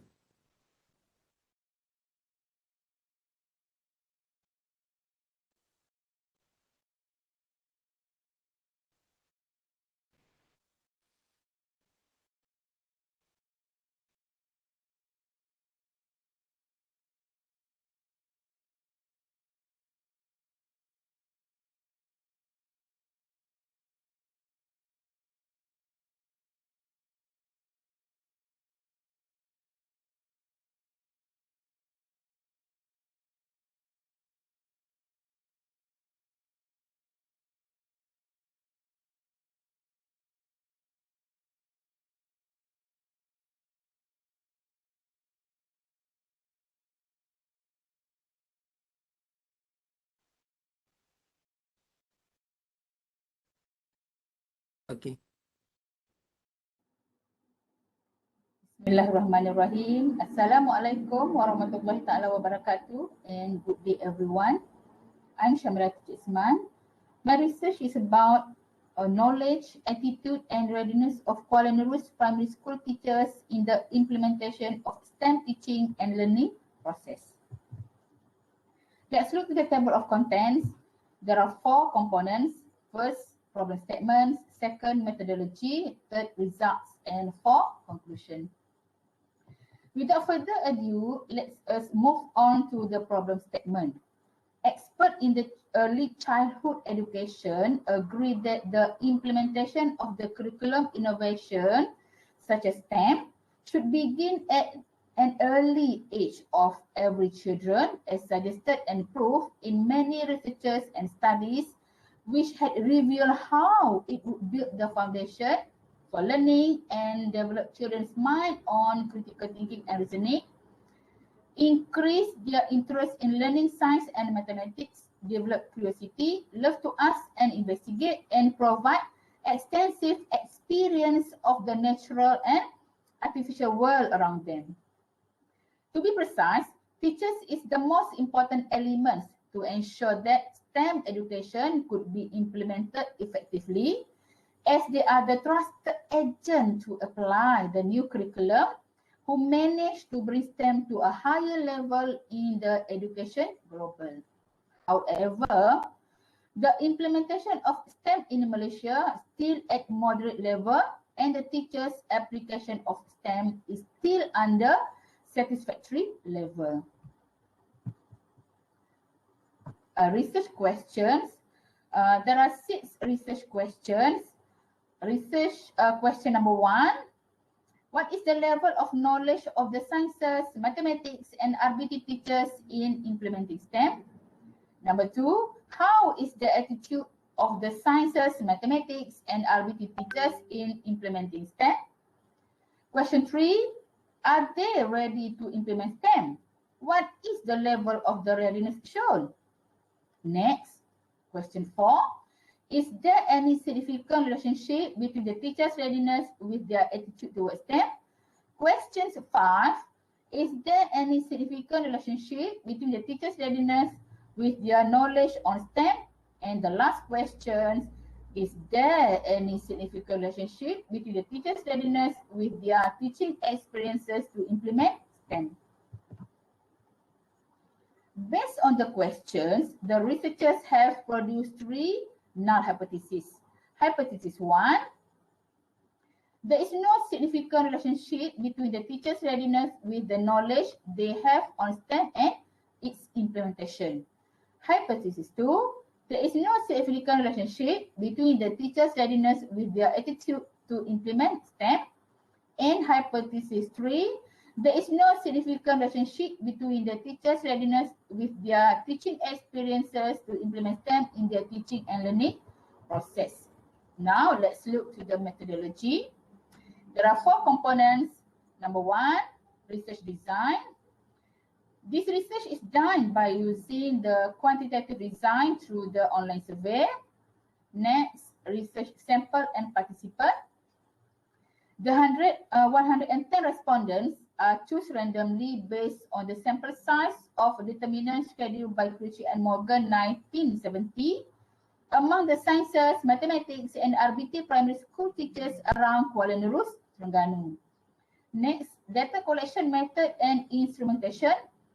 It uses the questionnaires involving the 5 Likert scale, which has been adapted from the instrument of Kajian Pembangunan Kerangka Pendidikan STEM Kementerian Pengajian Tinggi and previous researchers. Last, data analysis method. The collected data is analyzed using the SPSS version 24.0.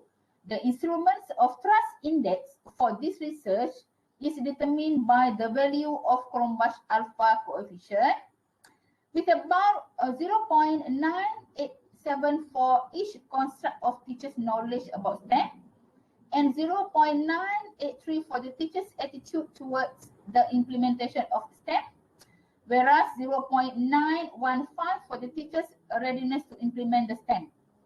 the alpha values generated from the construct is more than 0.70.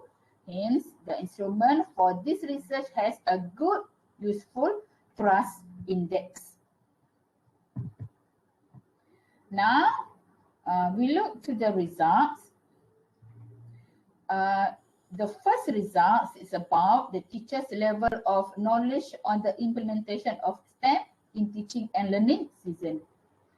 The knowledge of the STEM implementation is a sub-component in the pedagogical of teaching, where it is determined based on a few constructs such as definition, characteristic, related theories, benefits, teaching and learning approaches, assessment, and the role of the teachers in the STEM implemented season. The finding of the analyzed data shows the teachers' knowledge are at the intermediate level. Next, the second results, the teacher's attitude toward the implementation of STEM education. The teacher's attitude toward the changes and the innovation in teaching and learning is related to the cognitive aspect, effective, and the behavior of the teachers. In this case, the research is focusing on three aspects, which are perception cognitive, confident effective, and attitude behavior. In brief, the findings show that the majority of the teachers' attitude is at the intermediate level. However, there are about 70% of the respondents who believe that STEM education would increase the quality of pupils' learning experience. This proves that the teachers have a positive attitude towards STEM. They would constantly teach and put forward the effort to apply STEM in the lesson. Even though not all of the primary schools are well equipped. Next, the level of teachers' readiness toward the implementation of STEM education. The results on the level of the sciences, mathematics, and RBT teachers in implementing the STEM education appear to be moderate, and that the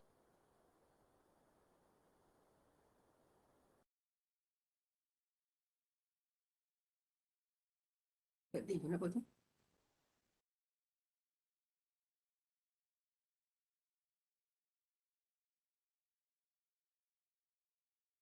Ada problem eh?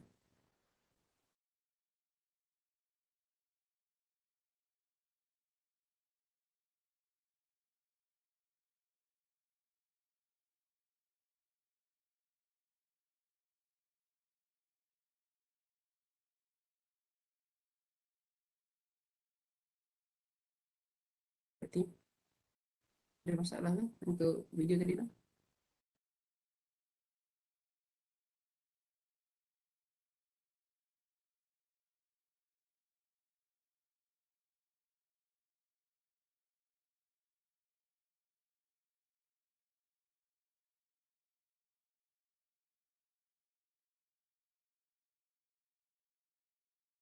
Ini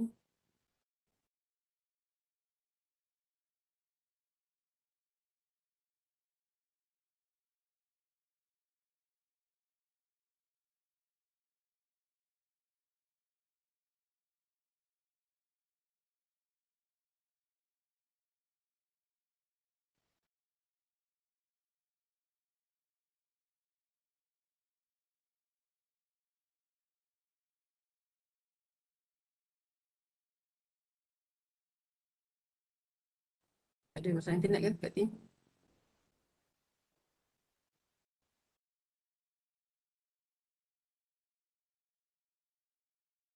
Kejap tengah ada technical error.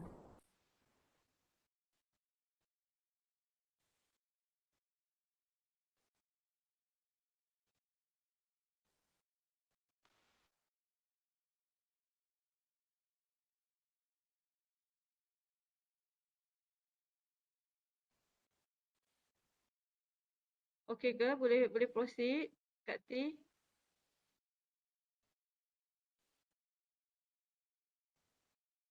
Aku tak faham Kak T tengah buat apa sebenarnya.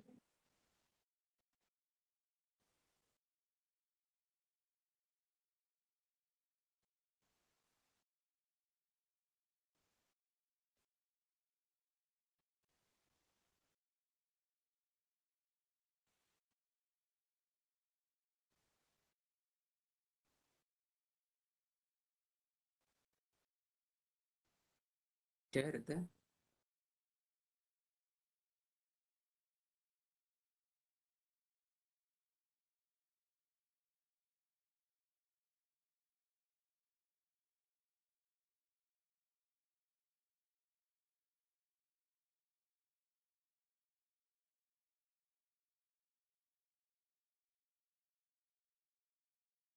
Muzamil dah boleh sambung, dah habis ke untuk presentation tadi Muzamil? Belum lagi. Untuk Belum yang lagi? Doktor Syah tu rasa ada lagi. Video Dia, tadi separuh haa.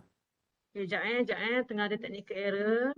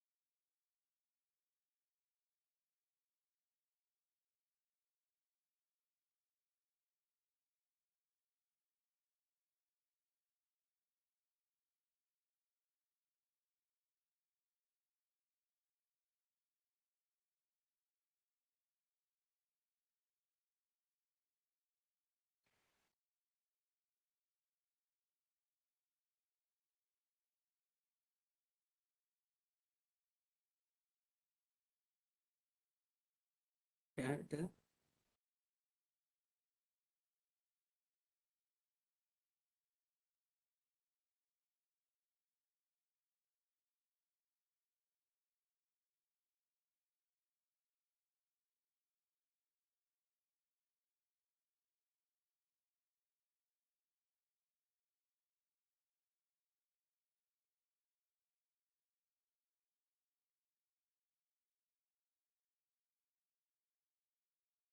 Doktor, kami tengah cari ni solution.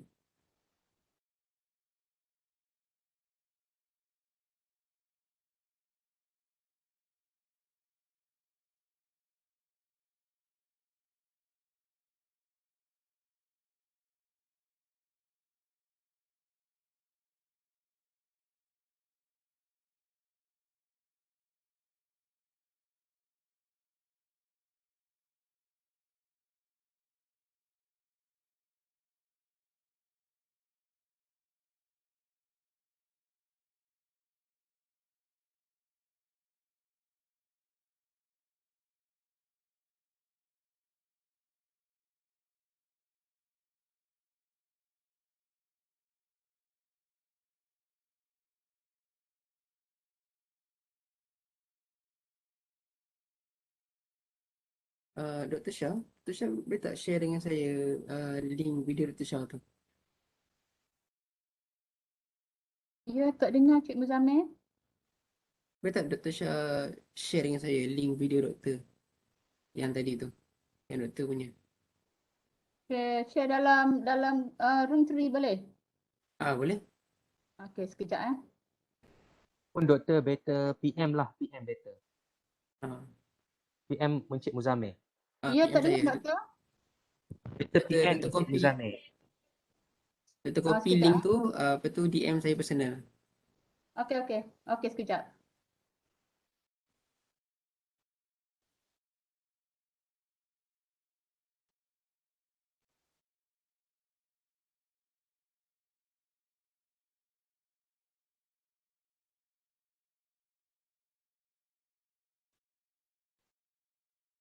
Macam mana Syida? Ongoing, sekejap ya. Saya tengah ambil bahan kat situ. Sekejap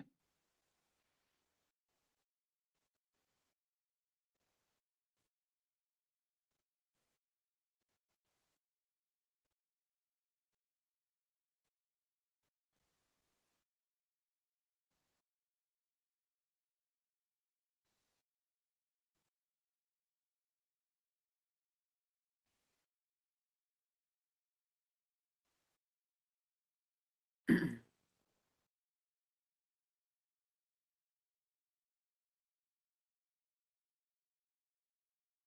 so Muzamil kita start balik dengan yang presentation tadi Dr. Shah punya tu ya, Muzamil? Okey. Siapa yang akan share ni? Saya akan share. Saya dah lebih setengah tu. Okay, so kita start dekat yang mana yang kita setengah tadi ya. Muzamil bagi tahu kat mana ya. Bismillahirrahmanirrahim. Kat mana, Muzamil? Assalamualaikum. And the role of the teachers in the STEM The result tadi belum? Dia dekat cuba implementation of sini betul. about STEM. Kita start Dia dengan panggil, dia metodologi panggil. In balik the boleh? SPSS version 24. Saya dekat ni, dekat result kot, result. Kita start dengan result ya. Sebab tadi dah nampak tadi tu yang depan tu. Okay. Yang Kita start sini ya. sini okey. Okay, maaf ya. Okay. Now, we look to the results. The first result is about the teacher's level of knowledge on the implementation of STEM in teaching and learning season. The knowledge of the STEM implementation is a subcomponent in the pedagogical of teaching, where it is determined based on a few constructs such as definition, characteristic, related theories, benefits, teaching and learning approaches, assessment, and the role of the teachers in the STEM implemented season. The finding of the analyzed data shows the teachers' knowledge are at the intermediate level. Next, the second results, the teacher's attitude toward the implementation of STEM education. The teacher's attitude toward the changes and the innovation in teaching and learning is related to the cognitive aspect, effective, and the behavior of the teachers. In this case, the research is focusing on three aspects, which are perception cognitive, confident effective, and attitude behavior. In brief, the findings show that the majority of the teachers' attitude is at the intermediate level. However, there are about 70% of the respondents who believe that STEM education would increase the quality of pupils' learning experience. This proves that the teachers have a positive attitude towards STEM. They would constantly teach and put forward the effort to apply STEM in the lesson. Even though not all of the primary school are well equipped. Next, the level of teachers' readiness toward the implementation of STEM education. The results on the level of the sciences, mathematics, and RBT teachers in implementing the STEM education appear to be moderate, and that the teachers appear to be not well prepared to apply STEM. Even so, the teachers are still making opportunities for their pupils to learn and contribute to the objective of STEM education, about 72.2%, and encourage them to be proactive, about 70%. Furthermore, the researchers find out that almost half of the teachers were very comfortable teaching without relating with the STEM activities. This happened because around 50% of them thought that it was not so practical to apply it during the lesson. Apparently, about 52% of the teachers thought that STEM activities was only burdening them due to the activities that said to be focusing only on hands-on activities that required them to put more effort and time. Now, the results of the null hypothesis. Hypothesis 1 is about the relationship between the teacher's readiness in implementing STEM with their knowledge. The findings show that there existed a significant relationship between the teacher's readiness score with the teacher's knowledge score on the implementation of STEM among the respondents. R equal to 0.571, P equal to 0.000. Clearly, the first hypothesis is decline. In that case, The results of the analysis on the Pearson correlation appear that there is a significant relationship positively in a moderate strength. Second hypothesis, the relationship between the teacher's readiness in implementing STEM with their attitude. The results show that there is a significant relationship happen between the teacher's readiness score with the teacher's attitude score on the implementation of STEM among the respondents. R equal to 0.488, P equal to 0.000. Similarly, the second hypothesis is also line. For this reason, the findings of the analysis on the Pearson correlation appear that there is a significant relationship positively in a weak strength. And the last hypothesis, the relationship between the teacher's readiness in implementing STEM with their experience. The results prove that there is a significant relationship between the teacher's readiness score with the teacher's experience score in the implementation of STEM among the respondents.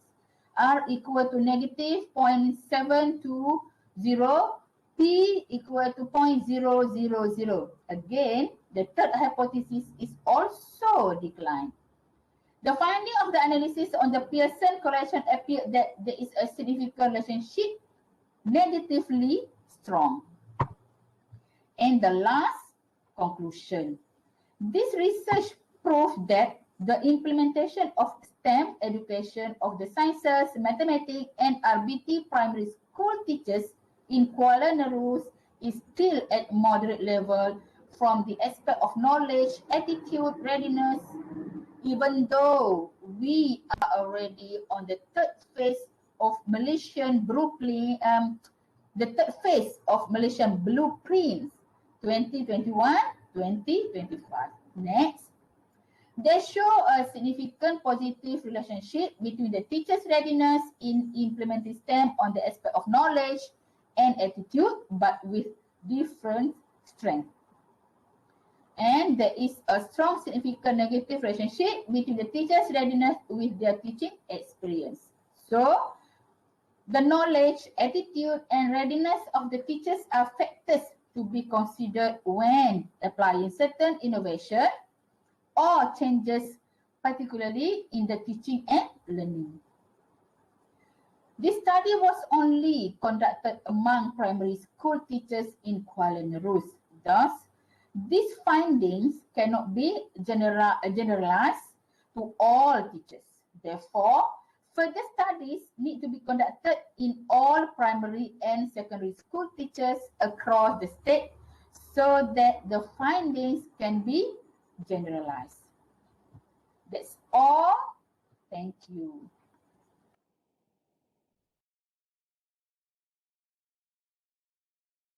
Okay, thank you to Dr. Shah. Okay. All right, so I want to open question. So any question?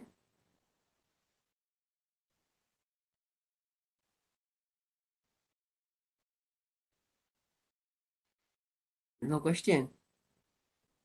Okay, so if no question, I think so we proceed to the next presenter, Puan Arniza. Okay, so Pak Arniza from SK Seberang Taki, Terengganu.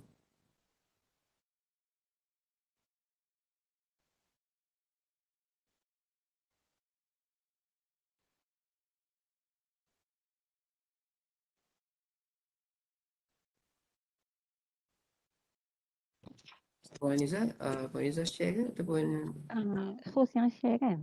oh saya Kati minta share video Puan Arniza.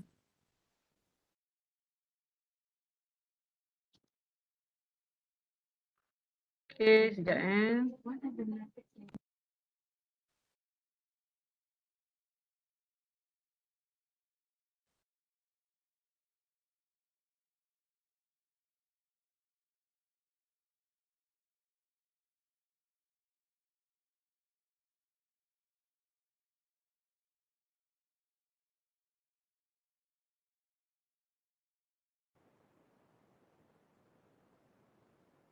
Okay, yes, now. Assalamualaikum warahmatullahi wabarakatuh. Untuk kali ini all of you. I'm Almiza binti Muhammad Bakar, together with my other two friends from SK2021, we present to you my research.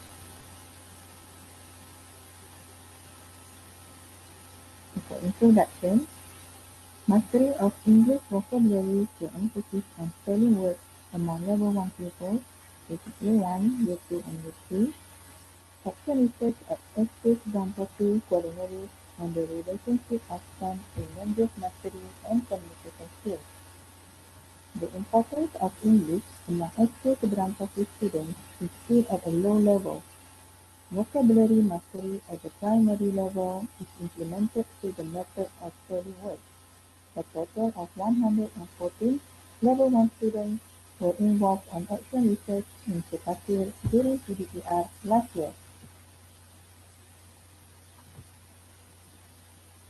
Literature review, Strategies for Learning Arabic Vocabulary with Ethics by Muhammad Zaki Ismail, Fatih Abu Bakar, Lutfi Hani Mustafa, and Nur Azam M. Williams, in 2005. The action research in 2005 was almost identical in terms of title and methodology. Study direction was carried out by ICG and HT students.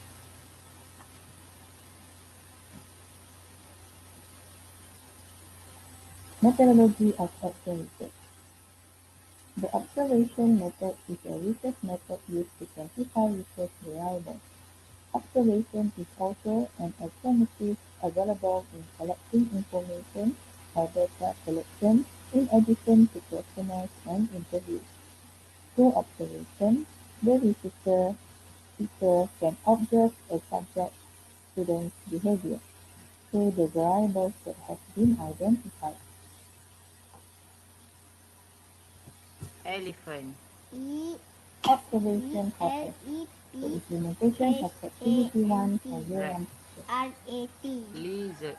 LIZA. As you can see here, here are the details for the observation. Pupils are able to memorize vocabulary in their head. They show their confidence in spelling without looking at the text. The video was recorded by the parents who act as a facilitator. The recording was sent to me to WhatsApp group. Crocodile. So this is another observation for year 2 students. Tak nampak video lah. It seems that I am 100% sure that my objective has been achieved.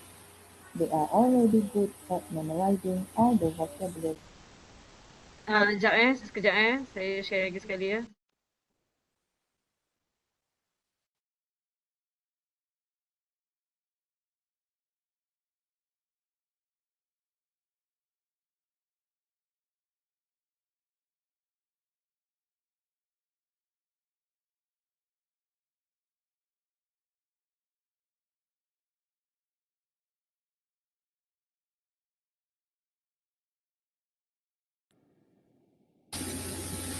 Assalamualaikum warahmatullahi So kita wabarakatuh. pergi dekat tempat tadi ya Muzamil ya. Dekat elephant.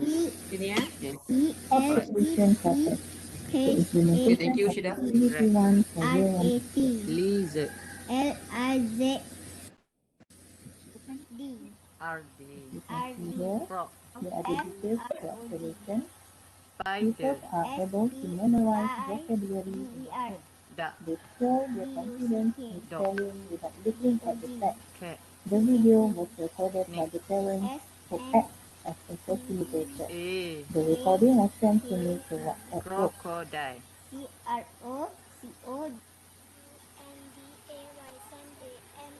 So this is another observation for year 2 students. It seems that I am 100% sure that my objective has been achieved. They are already good at memorizing all the vocabulary terms.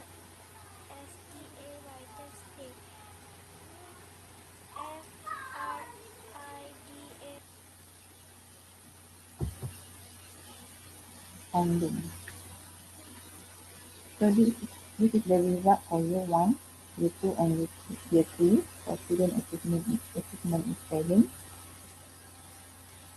A total of 114 students in year 1, 2 and 3 participated. 86 students were selected as stars excellence, which is successful in remembering all the components of the prescribed work. The process of remembering spelling is used to strengthen students' memory in terms of meaning, spelling, and correct phonetic and spelling pronunciation.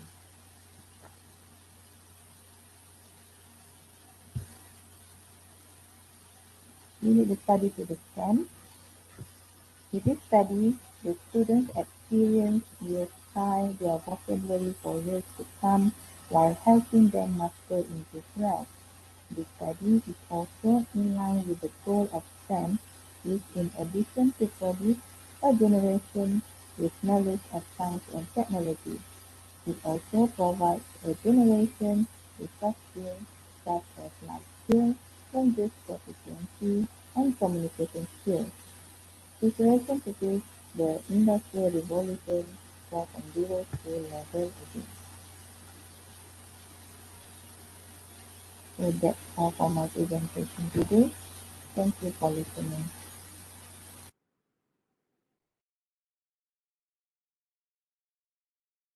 Okay, thank you to Puan Aniza. Cikgu Aniza. Okay, so I want to open question. Any question from participant or attendee?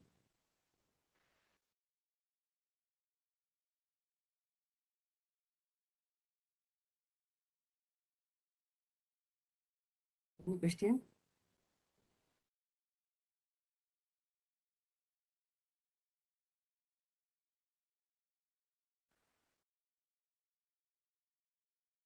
So no question from participant or attendee. Okay, if no question from participant or attendee, for Aniza, I have a question. Okay, look at your from your chart, okay, graph table tu. So there are 3 classes, isn't it? One Abu Bakar, one Ibn Khaldun, apa lagi saya lupa dah.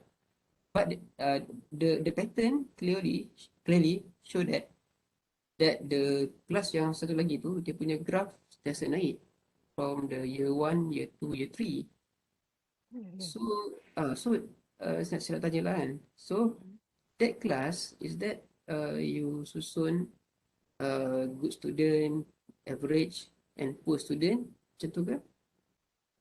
Tak, untuk kelas yang pertama atau kelas Ibnu Abbas tu memang good student lah.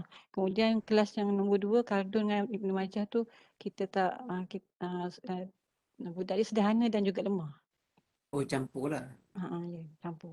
So yang tadi tu, yang sampel tadi tu from kelas apa tadi tu? Girl tadi tu. Tu untuk tahun 1 yang kelas A lah, kelas A dengan tahun 2 kelas A. So ada tak sampel untuk kelas yang average tadi? Tak ada. Tak ada pula. Ada, saya tak sempat nak masukkan sebab takut banyak sangat video kan, nanti tak nak buka pula. Tak bukan sebab interesting, that method interesting, tapi to prove that method tu effective, so mesti dia applicable untuk every level student lah. Itulah yang saya nampak. Okay, tak apa, itu sajalah saya nak tahu. Okay, so thank you to Puan Aniza. Yes. Okay, so next, Miss Farah Najihah from ICSTEM. Alright. Alright. Sekejap nak share.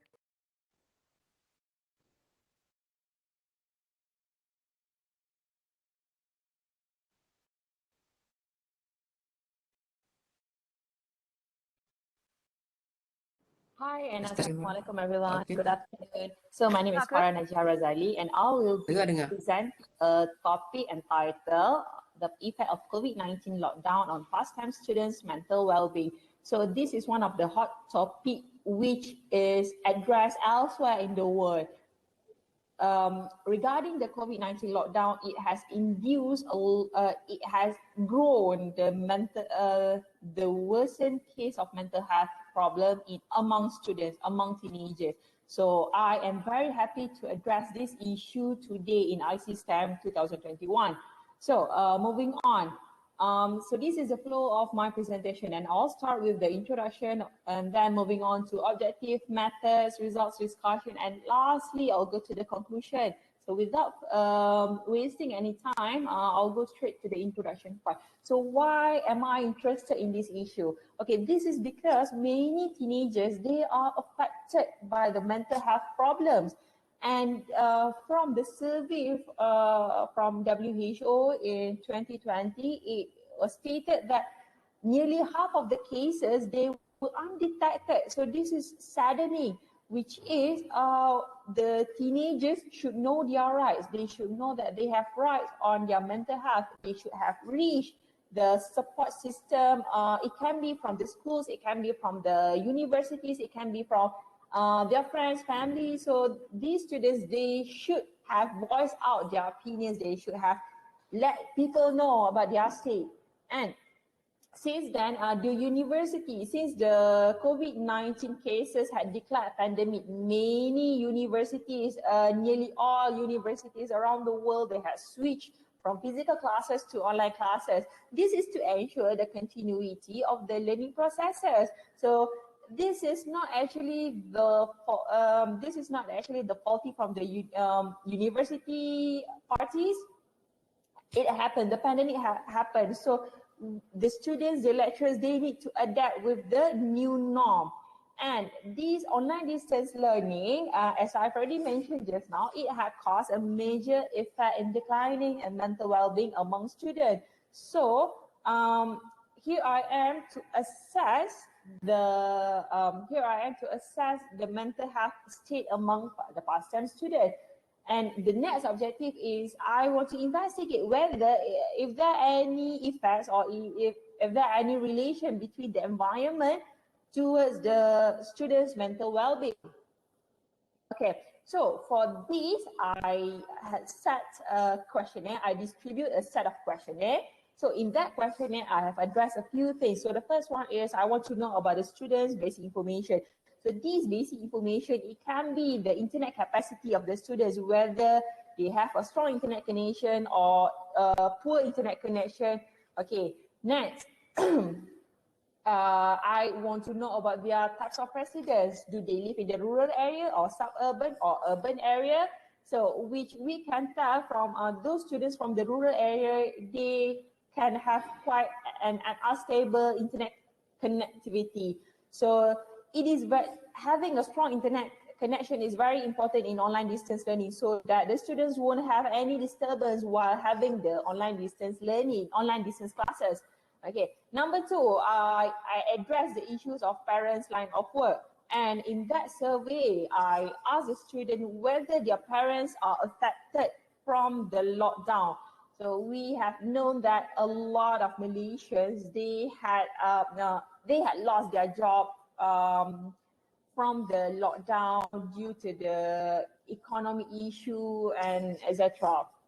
So I want to know whether these kind of things affect the students' mental health, something like that. Okay, next, I address the issue about, I address the issue of worry about COVID-19, as if, do the students aware or they are worried about the COVID-19 cases that happen in their neighborhood? And also are they worried about their future post-pandemic COVID-19?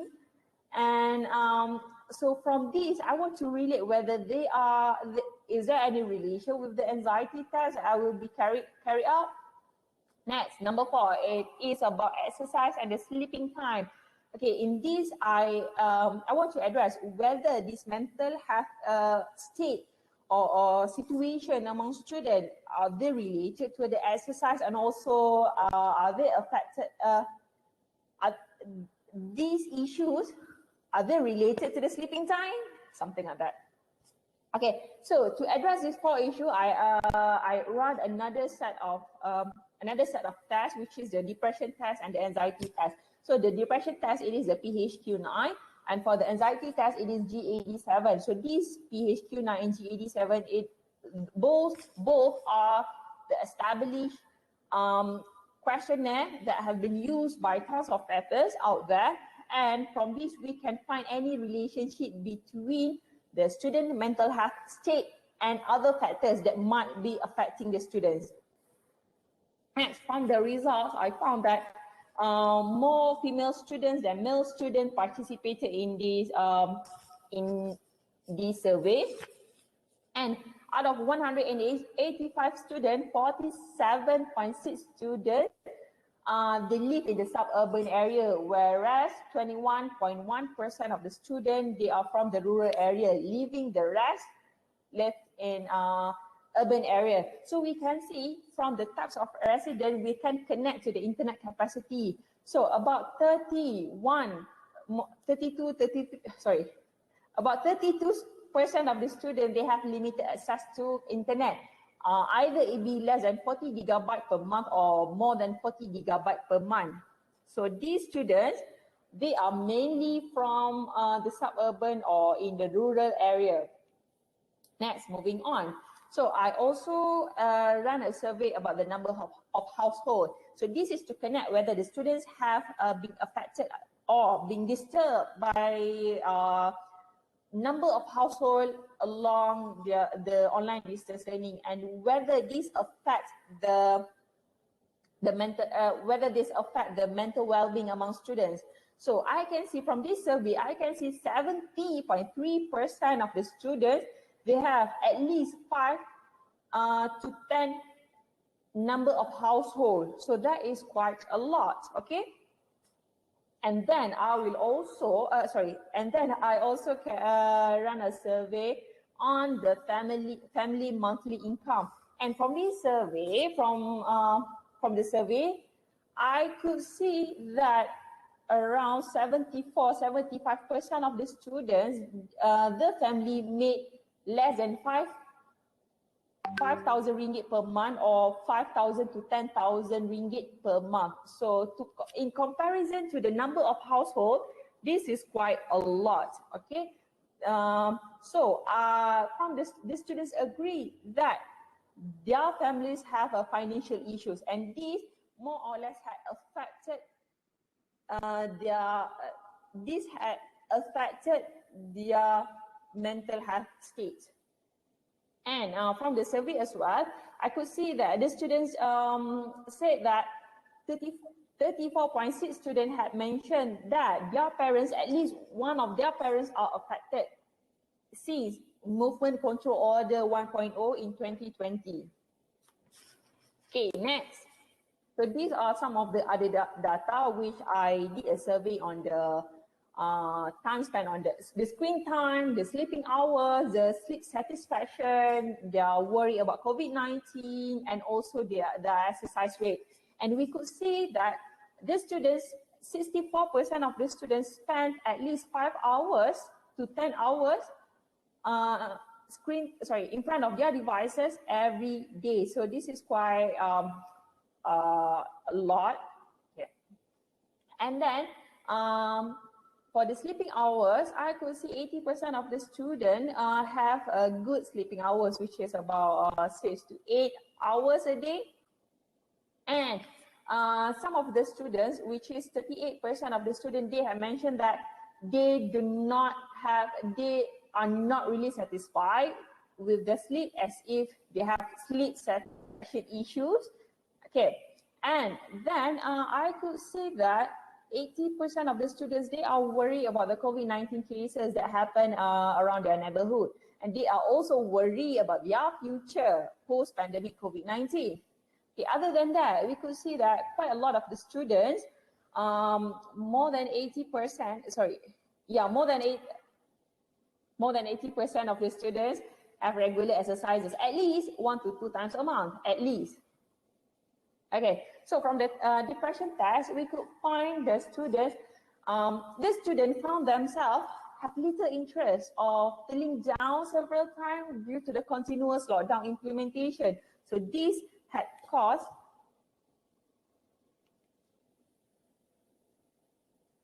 So we can see that from our data, the students fall between the scale 1 and scale 2 only. And this is somehow related to the exercise time and also the sleeping time, which is the student have the optimal sleeping time every day. And this is probably due to their active lifestyle, which is they exercise a lot, and this had contribute to the scale 1 and scale 2.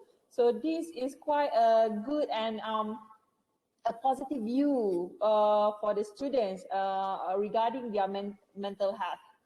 Okay, next is the results from the anxiety test, which is GAD, and we can see quite a lot of 10 students minutes. fall in scale 2, but majority of them fall between scale 1 and scale 2. Okay, I'm sorry, I forgot to explain. So what does it mean by scale 1 to scale 4? It is actually over the past 14 days, do the students experience these things on the first column, as if for scale 1, not at all, as if the students does not feel nervous or anxious or on the edge, okay, over the past 14 days. If the students select scale 4 nearly every day, so over the past 14 days, nearly every day, the student feel nervous or anxious or on the edge, something like that. Okay, so from this test, the students found themselves anxious and worry too much, and so this is this is quite the highlight of the study, but not all. And also this relates to the students' worry on the parents' financial issue. So as I've mentioned just now, the financial issues here play a huge role in the students' anxiety, as if this cannot be helped because of the economy issue with other things. The parents lost their jobs, so it cannot be helped. The students worry about their state, the family financial state. And small proportion of the students, the 13% of the students, they experience domestic abuse. 13% out of 185 is quite a lot of amount of students. Okay, and these 13% of the students, they had contributed to the scale 3 and the scale 4. Okay, overall, the past-time students, they are not badly affected with the online distance learning. So this might be from many factors, such as exercise levels, and also, as I've mentioned just now, the financial issues. Some of the parents, they are affected since MCO 1.0. So these students, so these are the things that may have contributed to the anxiety level and also to the depression level among students. Okay, if you have any question, then you can ask me. That's the end of my presentation. Thank you for listening. Okay, thank you, Ms. Farah. You're welcome. Any question from presenter or attendee?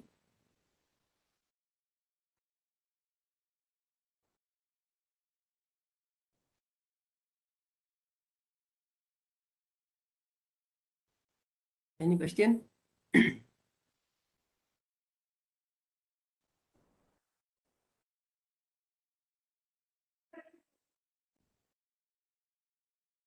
Any question?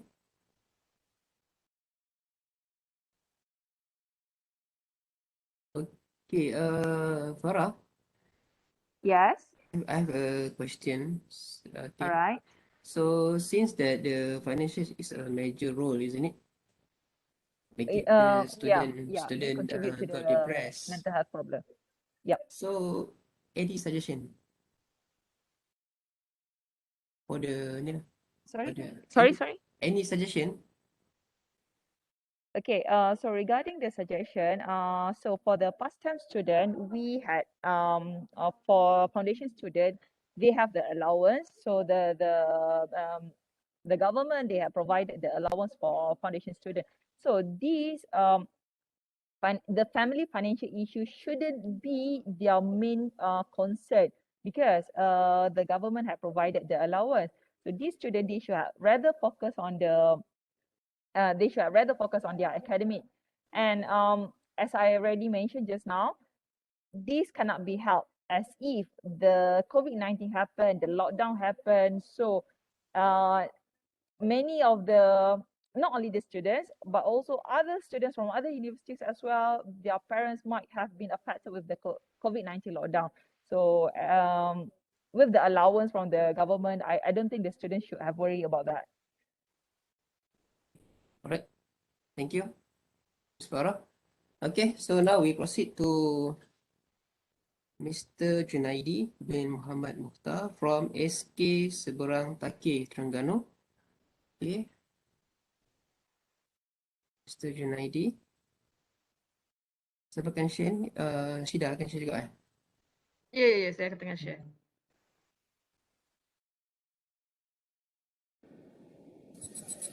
Assalamualaikum warahmatullahi ta'ala wabarakatuh, and good afternoon everyone. My name is Muhammad Junaidi and the other two members of my team are Hayati binti Osman and Syamsul Anwi bin Osman. We are from Sekolah Kebangsaan Seberang Takir, Kuala Nerus, Terengganu. Okay, so today I would like to share with you an action research that we did last year. And the title of the research is Using Keyword Table to Solve Primary School Students' Difficulty in Attempting English Objective Questions, a case study of a dual language program, DLP class. Okay, I know most of you knew what DLP class is, and some of your daughter or sons maybe in this class. Okay, so as introduction, I would like to bring to you the purposes, the three main purposes of setting up dual language program class. First is to enhance the use of English via science and mathematics or STEM. In primary school, we don't have technology and engineering. Okay, so now purpose number two is to enable students to compete globally. And then the last purpose is to increase students' marketability in employment industry. So if you look at all these three main purposes, English plays a very important role here, because as we know that English is lingua franca, and we need English everywhere. Okay, so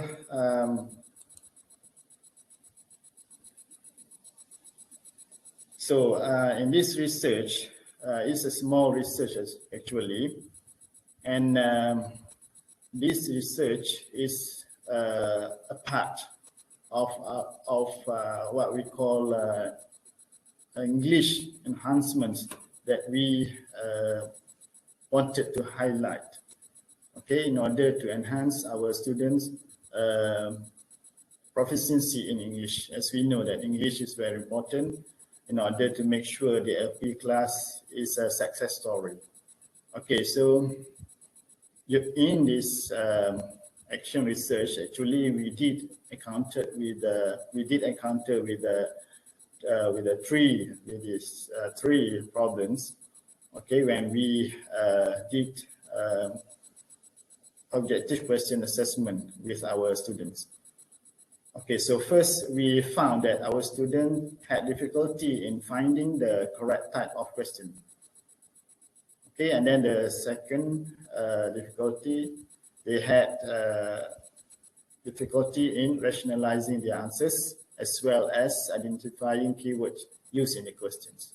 Okay, so these three difficulty gave them headache, okay, in order to perform well in answering the objective questions. So by looking at these three difficulty or problems, we had a few discussions, and then we come up with a keyword table, okay, in order to help them to enhance or to improve, okay, their ability in answering English objective questions. So this keyword table is designed based on Cambridge new model of question answering process introduced by Pauline and Ayesha in 1999. Both of them are from Cambridge. So they highlighted these 6 steps or 6 domains that we can use in order to design question answering assessment. Okay, so I'm not going to go detail with this model. Okay, so we move to research objective. So actually, this action research is to investigate whether there is significant improvement between control and uncontrolled group in terms of their result after a certain period of time. So we want to investigate whether by using this keyword table, is there any improvement, okay, to the students. And then the second objective is to know till what extent does the keyword table help students improving their results. Okay, so we design our research.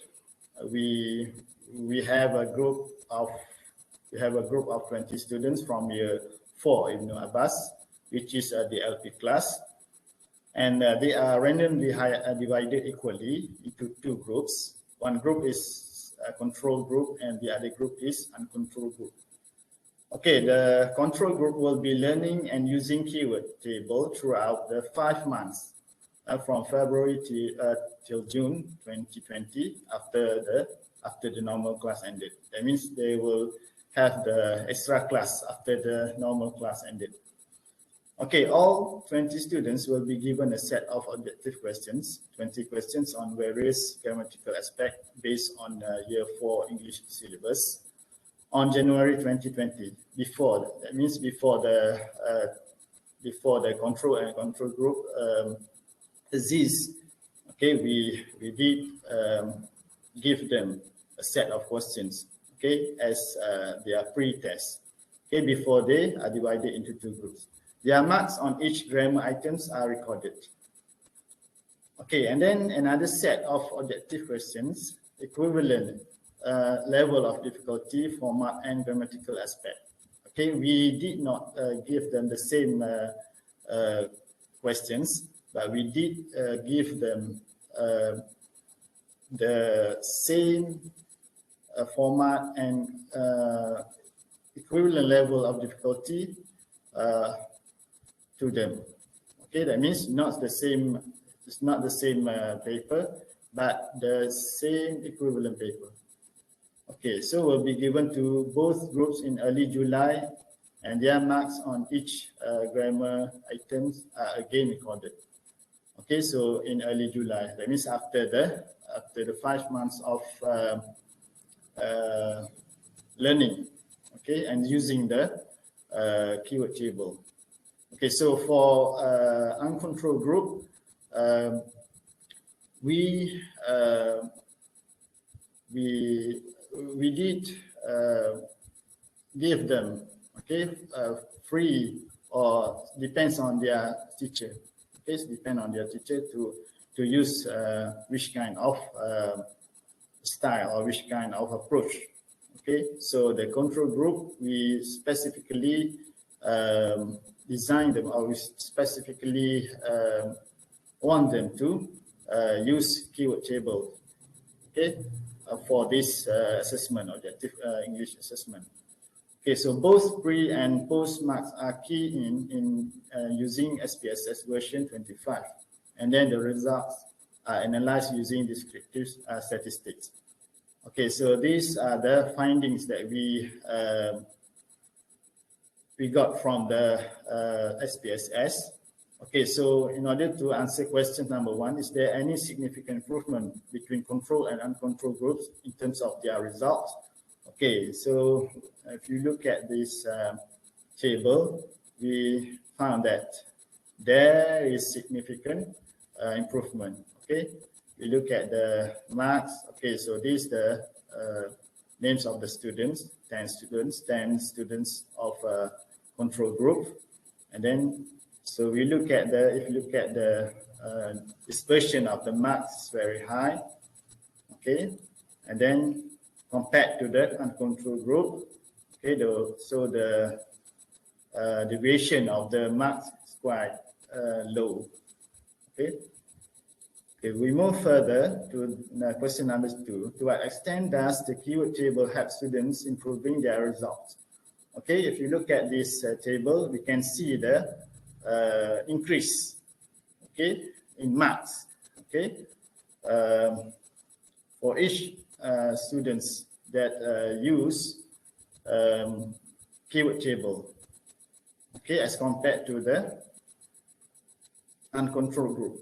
Okay, some of them,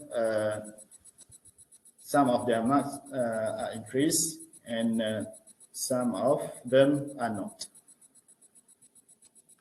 Okay, so we move to the conclusion. Okay, from the findings, okay, we found that there is concrete evidence that keyword table is able to contribute to students' improvement in attempting English objective questions. Okay, and then the finding number 2, the keyword table is also able to boost some students' mark to the extent of 90% of their pre-test mark, which is almost double their pre-test mark. Okay, and then the third finding, the detailed analysis per item tested also shows a significant increase among the students. I mean, the item, okay, of the grammar also increased. Okay, so I think that's all for now. Okay, thanks for listening and thank you so much. Assalamualaikum warahmatullahi taala wabarakatuh. Waalaikumsalam. Thank you to Mr. Junaidi. Okay. So now, again, I open for question. Any question? Okay, Assalamualaikum. Yeah. Dr. Zaid ke tu? Yeah, yes, I have a question Okay. to Cikgu Junaidi. So this is English, it's about English. How about the science? Because the LP is also in science. So how is the students? How is the improvement or the performance of students in science? Okay, thank you.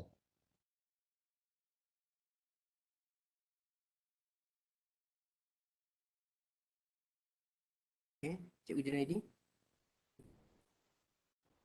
Waalaikumsalam warahmatullahi taala wabarakatuh. Dr. Zaid, can you listen? Yes, yes. Can you all listen to me? Can Yes. you hear? Can you hear me? Okay. Okay. In regard to the questions, for this action research actually can be replicated to another subject as well. Because if you look at the question itself, in science, there is also objective question, MCQ questions.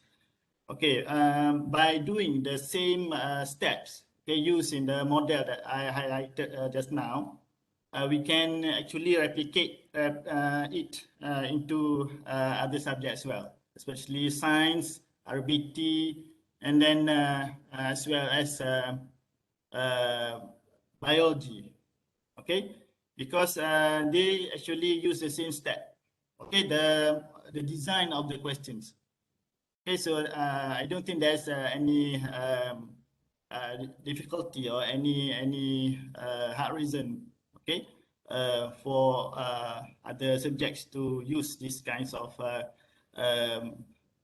steps. Okay, yes, this research is actually on English, but it can be replicated to other subjects as well.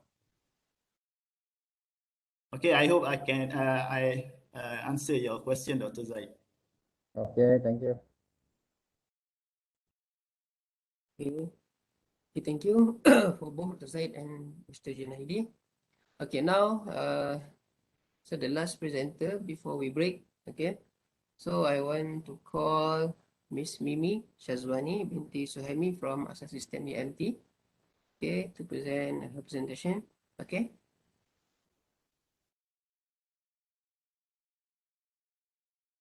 Mimi start sendiri, Mimi share sendiri ke apa? Let me share the slides.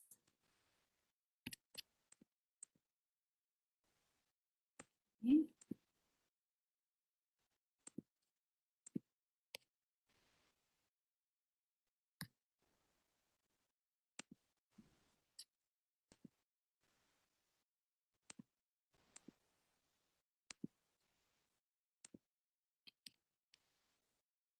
Okay, can you see the screen now? Yes. Okay, yes. Okay. Okay, I will start now. Okay, so Bismillahirrahmanirrahim. Assalamualaikum warahmatullahi wabarakatuh, and hi everyone. Okay, so we are from OBP 11 and we present you PNC game, the impact on students' performance on learning permutation and combination via Mimi, PNC game. I cannot Yes. see the full screen. Oh, you cannot see the full screen? Yeah. Okay, hold on. I'll try again. Okay, can you see the full screen now? Yeah, better. Okay, correct. All right. Okay, is it okay? Okay, I try again. Okay, so Bismillahirrahmanirrahim. Assalamualaikum. Get back, Mimi. Yeah. I have to get back. Tak ada get back yang bukan full screen. Okay, sorry. I stopped sharing. I will share this.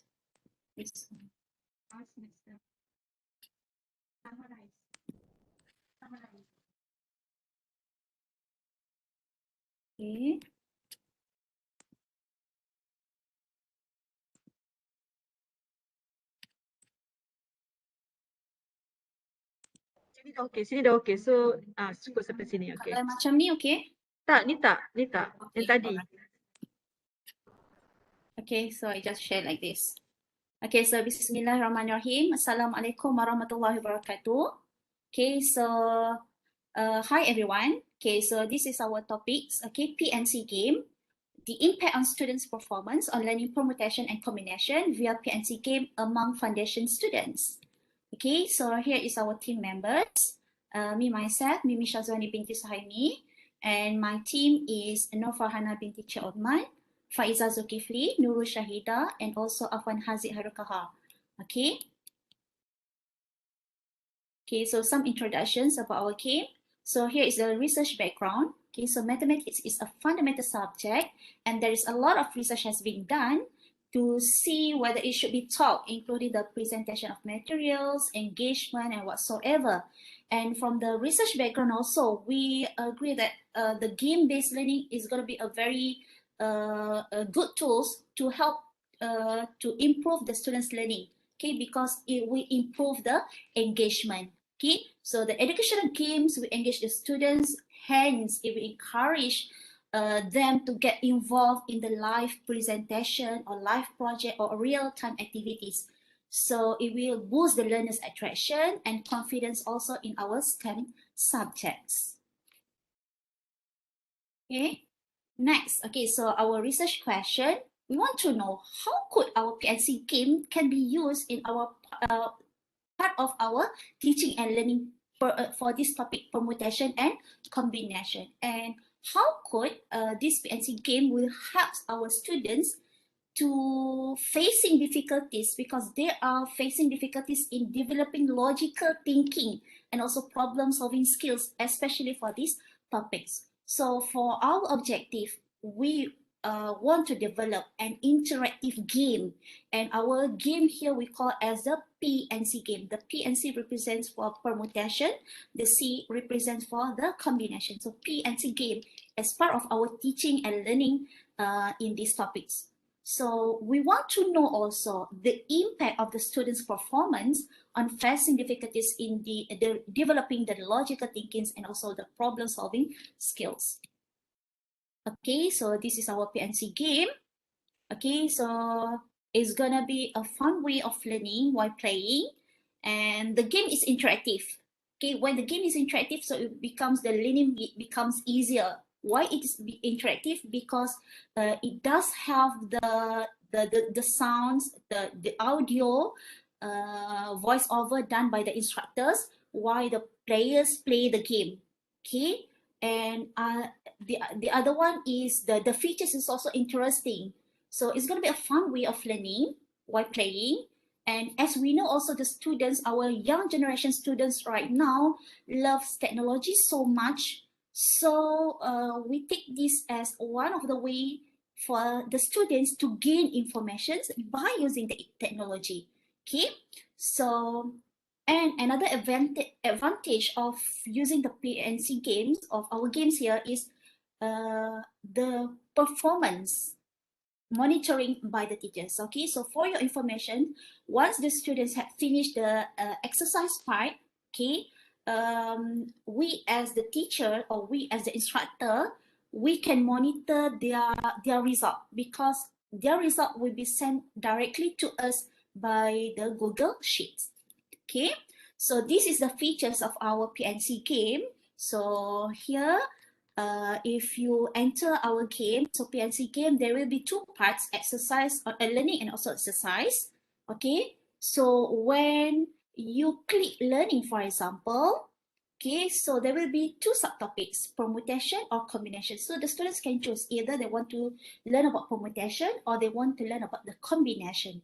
Okay, so when they choose permutation, for example, there will be 9 examples and also one introduction. So the introductions is to introduce them what is actually the permutation and what is the situation where it is actually a permutation situation. Okay, one for the combination, we also have introduction and also 6 questions there, 6 examples there. All right. Okay, so this is the sample learning permutation for arrangements not together. So you can see the features here. So it's really eye-catchy, so very attractive. So, and also it can grab students' attention. And you can see also this one like a cartoon, right? Okay. Okay, so another sample for the learning combination. You can see here is the badminton players. So to answer this question, so the students need to drag the players out of this court and drag it into the court. Okay. All right. So this is another sample exercise. Okay. For the sample exercise, we don't really for the example just now, we will guide students one by one. But for this sample exercise, after we have guided them, we will give them the questions and they have to write the final answer in this box. Okay, if the correct answer is given, so they will get marks. If not, they will not get marks. Okay, the total number of questions in this exercise is 15. All right, and then once they submit the answers for the exercise, if they are sure, click, and then you can see that there is a score here.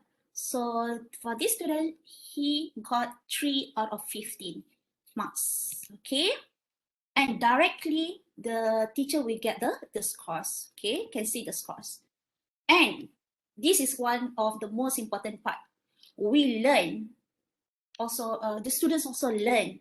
But when we did mistakes or when the student did some mistakes, they must learn how to fix that. Okay, so that's why we have the revision part where the players or the students here can do the revision if they give the wrong answers. So this is one of the learning process. You make mistakes and you try to fix it. Okay, all right, so without further ado, let's look at one of the features for this PNC game.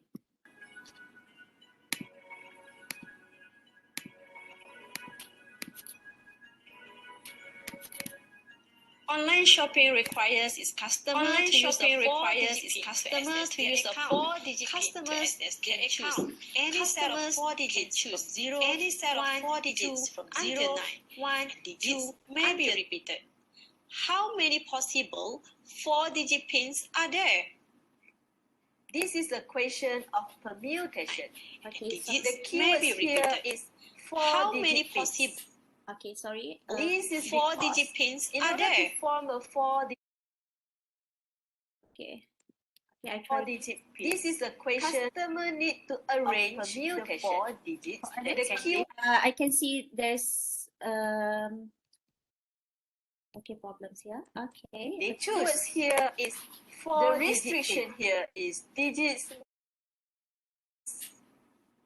This is because in order to form a 4-digit pins, customer need to arrange the 4 digits that can they choose. The restriction here is digits may be repeated. So the first step is prepare 4 boxes to arrange the 4 digits. We have 10 digits to put in the first box. Therefore, the first box has 10 choices of digits to fill in this box. You can put any digit here.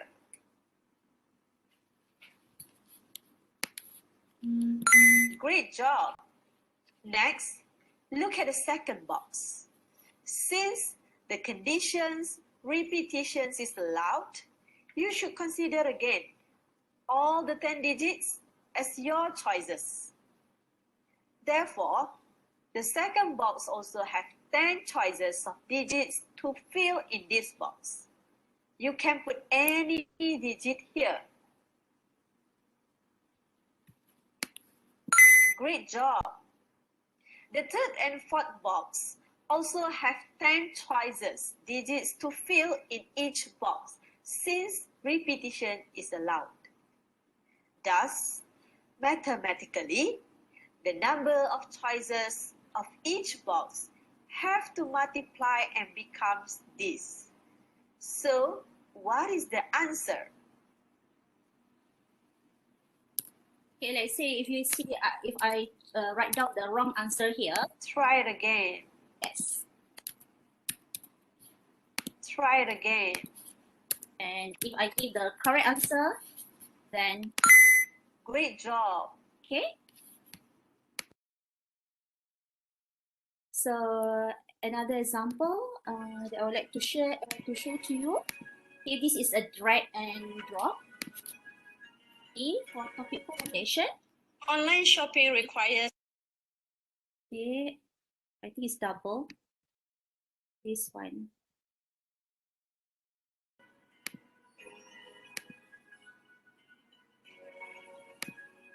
Combination.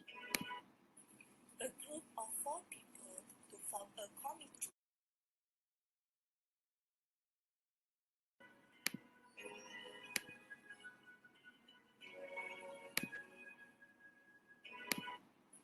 A group of 4 people to form a committee is to be chosen from 5 men and 3 women.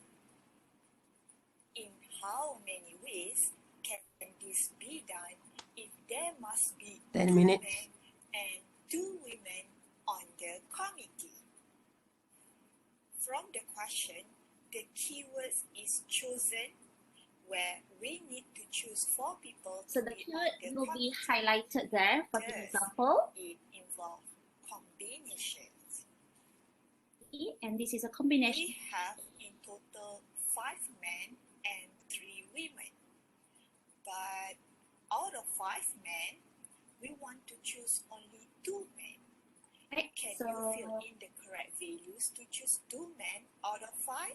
okay, so this is just an example. So they have to answer this, and then I will post it with another one. Okay, so this is the players' result from the Google spreadsheet, where the highlighted one is the correct answer, and you can see the scores also. And the sum methodology, okay, we did the pre-test, okay, and then this is the pre-test question if you want to see. And then there will be the learning PNC game process, the learning part. So remember that we have the learning and exercise part. So we did the learning part first, and after that we continue with, okay, this one they learn also, and then we continue with the post test. Okay, so the post-test also by using the Zoom. Okay, so the post-test is the questions from the exercise. So we make the exercise part as the post-test questions. Okay, so some summary for the process flow, the pre-test, learn PNC game, and then we did the post-test. Okay, so here's our findings. So participants is from Inter Education College and also STEM Foundation Center UMT. It's quite balanced, male and female also. And for the maths result, most of them got a good result for maths. And for the SPM, we can see 71% A, B 27, C is 2%. And this is the pre and post test by the mean. So you can see that is by each level, easy, medium, hard. So the mean is 2.14. Here is 3.45. So you can see the improvement of the mean. And for the standard deviation, is quite good because it's just about one dispersion only. Okay, so for each level, easy, medium, hard, you can see that it is a good improvement for the mean. Everything is increasing for the mean. Okay, so there are two independent sample t-tests. So the negative values here shows the positive result because it shows the improvement of the value. Okay.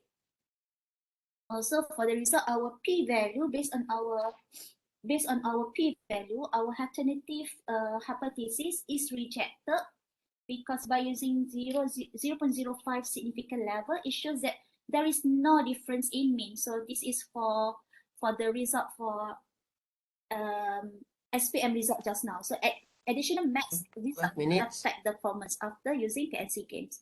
Okay, so let's look at the pre and post test result. For the total, so we can see 4.14. Here the post test is 8.12, so there is the improvement about 200%. So we can conclude that actually the post test mark shows a significant improvement after learning using PNC games. And if we look at the t value is also here is negative, it shows the improvement. Okay, here we are using the method parity test with the degree of freedom 48. Okay, so the result p-value is 0.000. Using 0.01 significant level, the difference is significant. Okay, all right. So for conclusion, we can conclude that our PNC game can help the students to have a better understanding about permutation and combination. And if you like to play our game, you may scan this QR code or you may click the link that we have shared with you in the chat. So thank you so much. Assalamualaikum. Waalaikumsalam. Okay, thank you, Miss Mimi. Okay, any question from presenter and attendee about that game? I have a question. Yes. Okay, congratulations for the interesting game.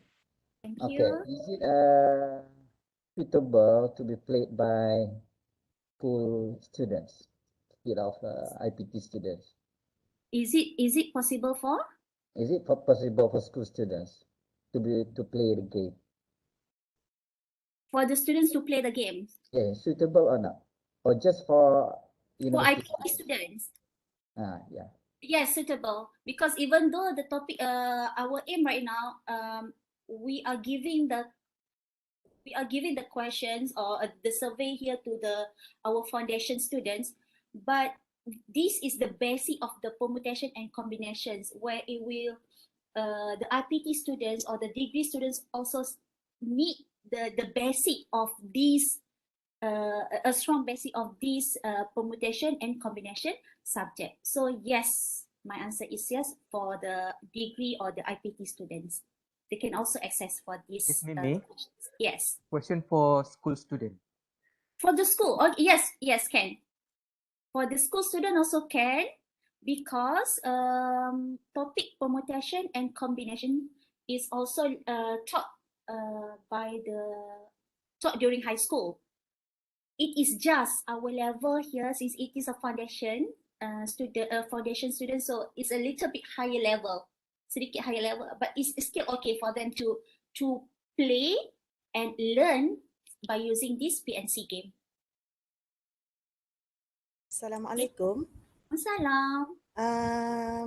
If this game is being introduced to the high school, so how can the teacher want to get the result? Oh, okay. For your information, once the students because for the learning process, there won't be any result given to the teacher yet. However, there will be another part which is exercise, right? So for that exercise, once they click submit, directly the lecturer or the teacher will get the result, because we will share the link of the results to the teachers. So only teachers who has that link can see the result of the students. So the given link to PNC game in the chat box, if we want to use it for our students, is it possible that we get the access to the result? Okay. If you would like to get an access for Maybe our can I interrupt you? yes. Okay, to answer that question, we are applying for the copyrights for now. So the game will put in the Google Play later. So if the teacher who would like to collaborate or want to use that game, so you can contact us so that we can share with you the link of the result so that you can use at any time. Okay, thank you. Because kita tengah apply for the copyright, so we cannot publish everything yet. Yes, thank you. Good job. Okay, Miss Mimi, saya ada soalan satu. Yes. Let's say if that teachers from other school want to edit that game, maybe they're trying to masukkan other topic, maybe integration or differentiation. So how? Okay, so since this game we are going to make it a copyright, so it cannot be just simply put the questions there. Okay, so it must have our persetujuan daripada kami juga, but it cannot just simply like that. Okay, so because we are going to get the copyright for this game, but to share the result just like when they play the PNC game, that one is okay. So means that teachers must contact both either you or Puan Syahidah lah kan? And our team, yes. Yeah, I leave my handphone number so that any teachers would like to use, so we can contact lah, boleh kita collaborate. Okay. Okay, so any question? Tak dengar sound. Can you listen with the sound game just now? Yes. Okay. Okay, so I think no question. Okay, so we stop. Okay, so we continue again. At 3 p.m. Okay, so before that, please all the attendee and participant, please open your video. Let's take a picture first before we end. So please open your video. Want to take photo? Sampai ambil ni, kat T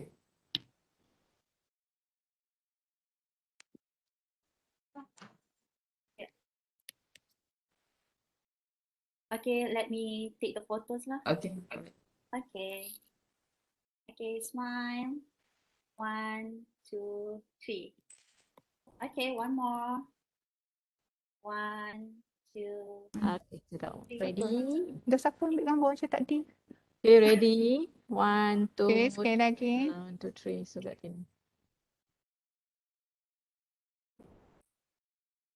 Sekejap kat ni dah aku nak letak. Tak apa, buat banyak-banyak. Okay, so thank you. Okay, for our participants and attendee. So we will continue again at 3 p.m. Okay, start with Mr. Muhammad Nizam from Sekolah Menengah Sains Sultan Haji Ahmad Shah. Faham? Okay, so thank you. Okay, baik. See you again. 10 belah, 11 belah. Okay, bye-bye. Assalamualaikum. Assalamualaikum. Assalamualaikum warahmatullahi wabarakatuh.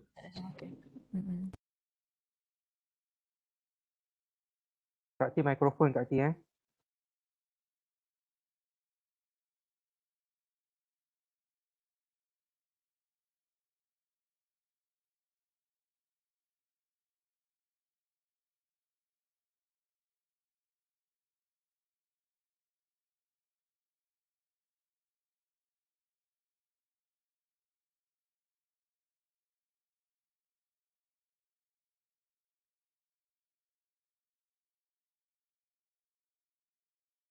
Thank you very much. Thank you for the presentation.